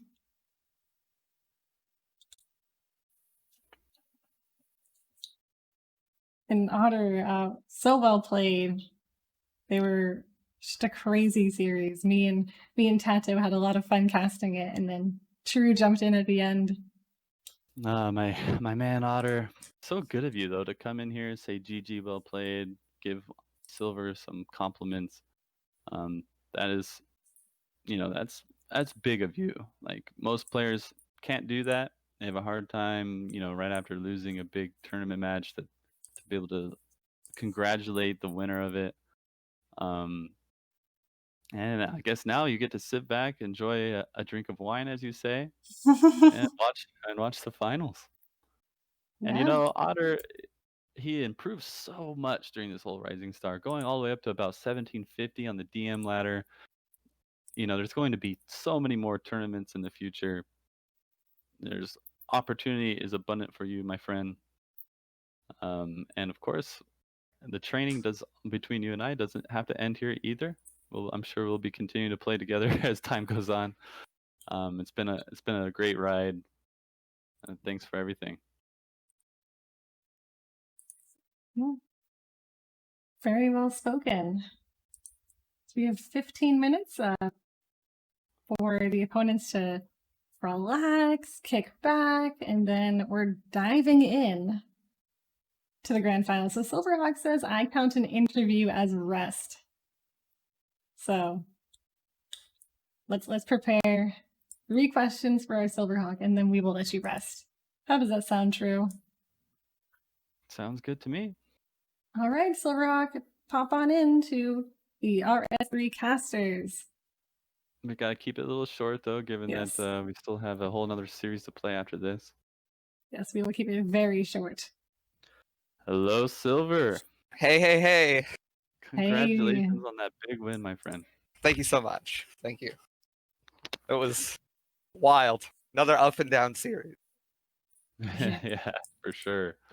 Yeah, there was this one moment where there was these cav archers and these onagers, and it was the moment where I realized that me and TaToH were not synced in watching the game, because he was like, "Oh my god," and I was like, "Why are you oh my god?" And he's like, that was massive. I didn't see it. All I know is I lost that game, and that was my pick, and that was a mistake. But you played such strong games. Your map control in all of the games you played was phenomenal. Just awareness of everything. Yeah, very well played by you. Great preparation in each match. You had a good build order to take a lot of control in the middle early, and then you boom that eco really quickly. Very well played. I really like the preparation you must have done to go through with all of that. And also to your coach Joro. I know you two did a lot together. Yep. Props to him as well. Yeah, it was a crunch this last few days, but I think I straightened a lot of my issues out, and I came in, played really well. Indeed. So I would go through each game talking about things, but you still have a final to go through. I don't want you to reveal too much about your game style or strategies or anything like that. Sure. So we'll give you the floor, I guess, to say any comments you have about the games and what you're looking forward to the final. I don't know. Otter played really well. I was there was a lot of times where I was like, do I actually have the advantage here or do I not? You know, sitting there thinking like, oh, do I take this? And in the end, I guess I made all the right decisions. Yes, apparently so. You are the winner of the semifinal match. Yeah. Much to my surprise, as much as I imagine anybody else's. So, Oh, well yeah. deserved. Well Yeah. deserved. Whew. And so I imagine you still need a few minute break, right? To get yourself ready, maybe get up and stretch. That'd be have a nice. sip of water, Yes. that kind of Stretch. Yep. Yeah, Yep. go walk Definitely. Take a breath of fresh air. Yes. Just smile at the sun for a little bit, and then jump into Goth Socotra. Oh, baby. Oh, yes. We'll see how that goes. It's Otter. gonna be exciting. Humble. It is. I'm Otter. very excited. I'm not. I haven't put any weight on the outcome of this. I'm excited if I win. I'm excited if I lose. Like I was expecting to be out like round 1 or 2. So to make it all the way to the finals is just incredible. Phenomenal feat indeed, in a tournament that has a good amount of name recognition. Maybe I'm a little bit biased because I've hosted the other Rising Stars, but I think the community, both in RM and DM, know the tournament pretty well, and it's it's a big tournament. And it's good to have a player like you who's prepared a lot and put a lot of work into DM to see you rise up, and now Oh you have a my chance to God. become the Rising Star of 2020. We just got raided by Viper. Oh my God. Ooh. Oh my God. Welcome to the chat. You are just hearing the very end of the semifinal winner interview. They're going to go straight into the grand final here in about 5 minutes. If anyone wants to stick around and see what happens, we are hyped, beyond hyped for this match. Can't wait for it. Should be SilverHawk, wild. Hi, I'm gonna be kicking you everyone. out now. You need to get your break in so we could start this series. All right, I'm Yes. gonna go get some water, and then I'll be back. Thank you. Thank All you, right, thank you guys Viper. so much. And thank you, SilverHawk. All right, catch you later. Holy crap. Yeah, thank you, Viper. Thank you, everyone who is following, as True said, who is co-casting with me. We are starting our grand finals, which is a best of 9, starting with Goths on Socotra. So it is going to be nuts. Holy crap. Let's get some hyper DM, guys. This is crazy. Just a few people are here. Thank you so much. Rising Star, guys, is a less than 1500 ELO DM tournament. It started on August 24th. So these players have been competing for 6 weeks now, and now they're in the grand finals. So it is crazy. We gave them just a quick 10-minute break, and then they're hopping right on in. So the action will resume very soon. I think it's about time that we unite with our other caster of the DM Rising Star series, Ponyboy, who will be joining us, I think, momentarily. Yes. And if it's okay with everyone, I just want to say I appreciate every single one of your follows, and but if it's okay with everyone, I'll probably turn off my alerts for the grand finals. Which, if that's okay with everyone here, thank you so much for all the follows, by the way. This is incredible. Holy crap. Legless Alex, thank you for the prime. Let's get some hype. We got Socotra. And I gotta say, you guys are in good hands. Brislin is an excellent caster, casting both RM and DM, and now involved with creating tournaments that will hopefully help you guys enjoy her content even more. So you will not regret following and subbing her channel. Thank you, True, for saying that. Thank you, Legless Alex, for gifting 25 subs. Oh my God.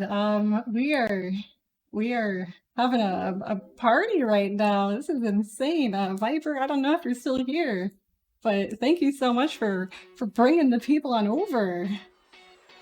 The Viper, the current standing king of deathmatch, doing DMRS3 Finals, a huge favor. Thank you so much if you're hearing this, Viper. That's so great of you. Thank you so much.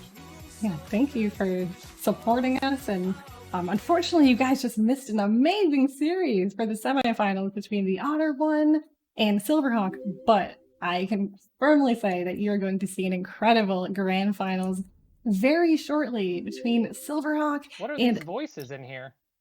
Hi Pony. You got some voices in here. And Hi Pony. makes his entrance. I just come in whenever. I'm just gonna come in, just talking. I haven't even done my slides yet. Should I do that in the other part? Have you done your slides? No, I was just going to introduce myself, and then you can introduce you after that. That is amazing. I could introduce myself, and you, or do you want? Should we introduce each other? You want to read my slide?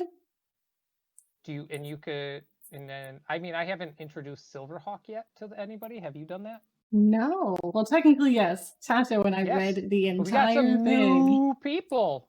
Yes. We Possibly. got some new people, indeed. Possibly. We have a couple of new people, yeah. So you got a big old number there, Bristlin. Who rated you? Viper. Hype. So you want to read my slide, Pony Boy? Yeah. Give me a moment to get your slide up, ready to go. So Okay. hold on. Resume slideshow. And hello, freaking Andy. I'm gonna be skipping over a few things. Oh, I went too Okay. far.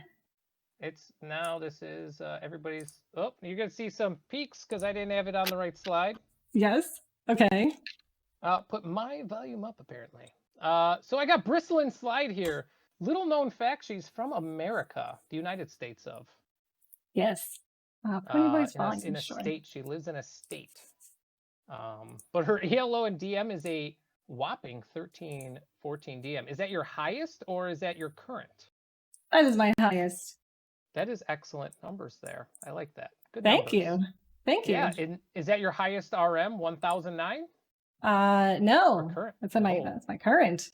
Oh, it's your current. You're just better at me all around. I like it. Fun facts is that Bristlin likes to watch historical movies with her cat every Saturday. What is your cat's name? Patches. Patches, with Patches every Saturday. Favorites are Gladiator, Kingdom of Heaven, and Braveheart.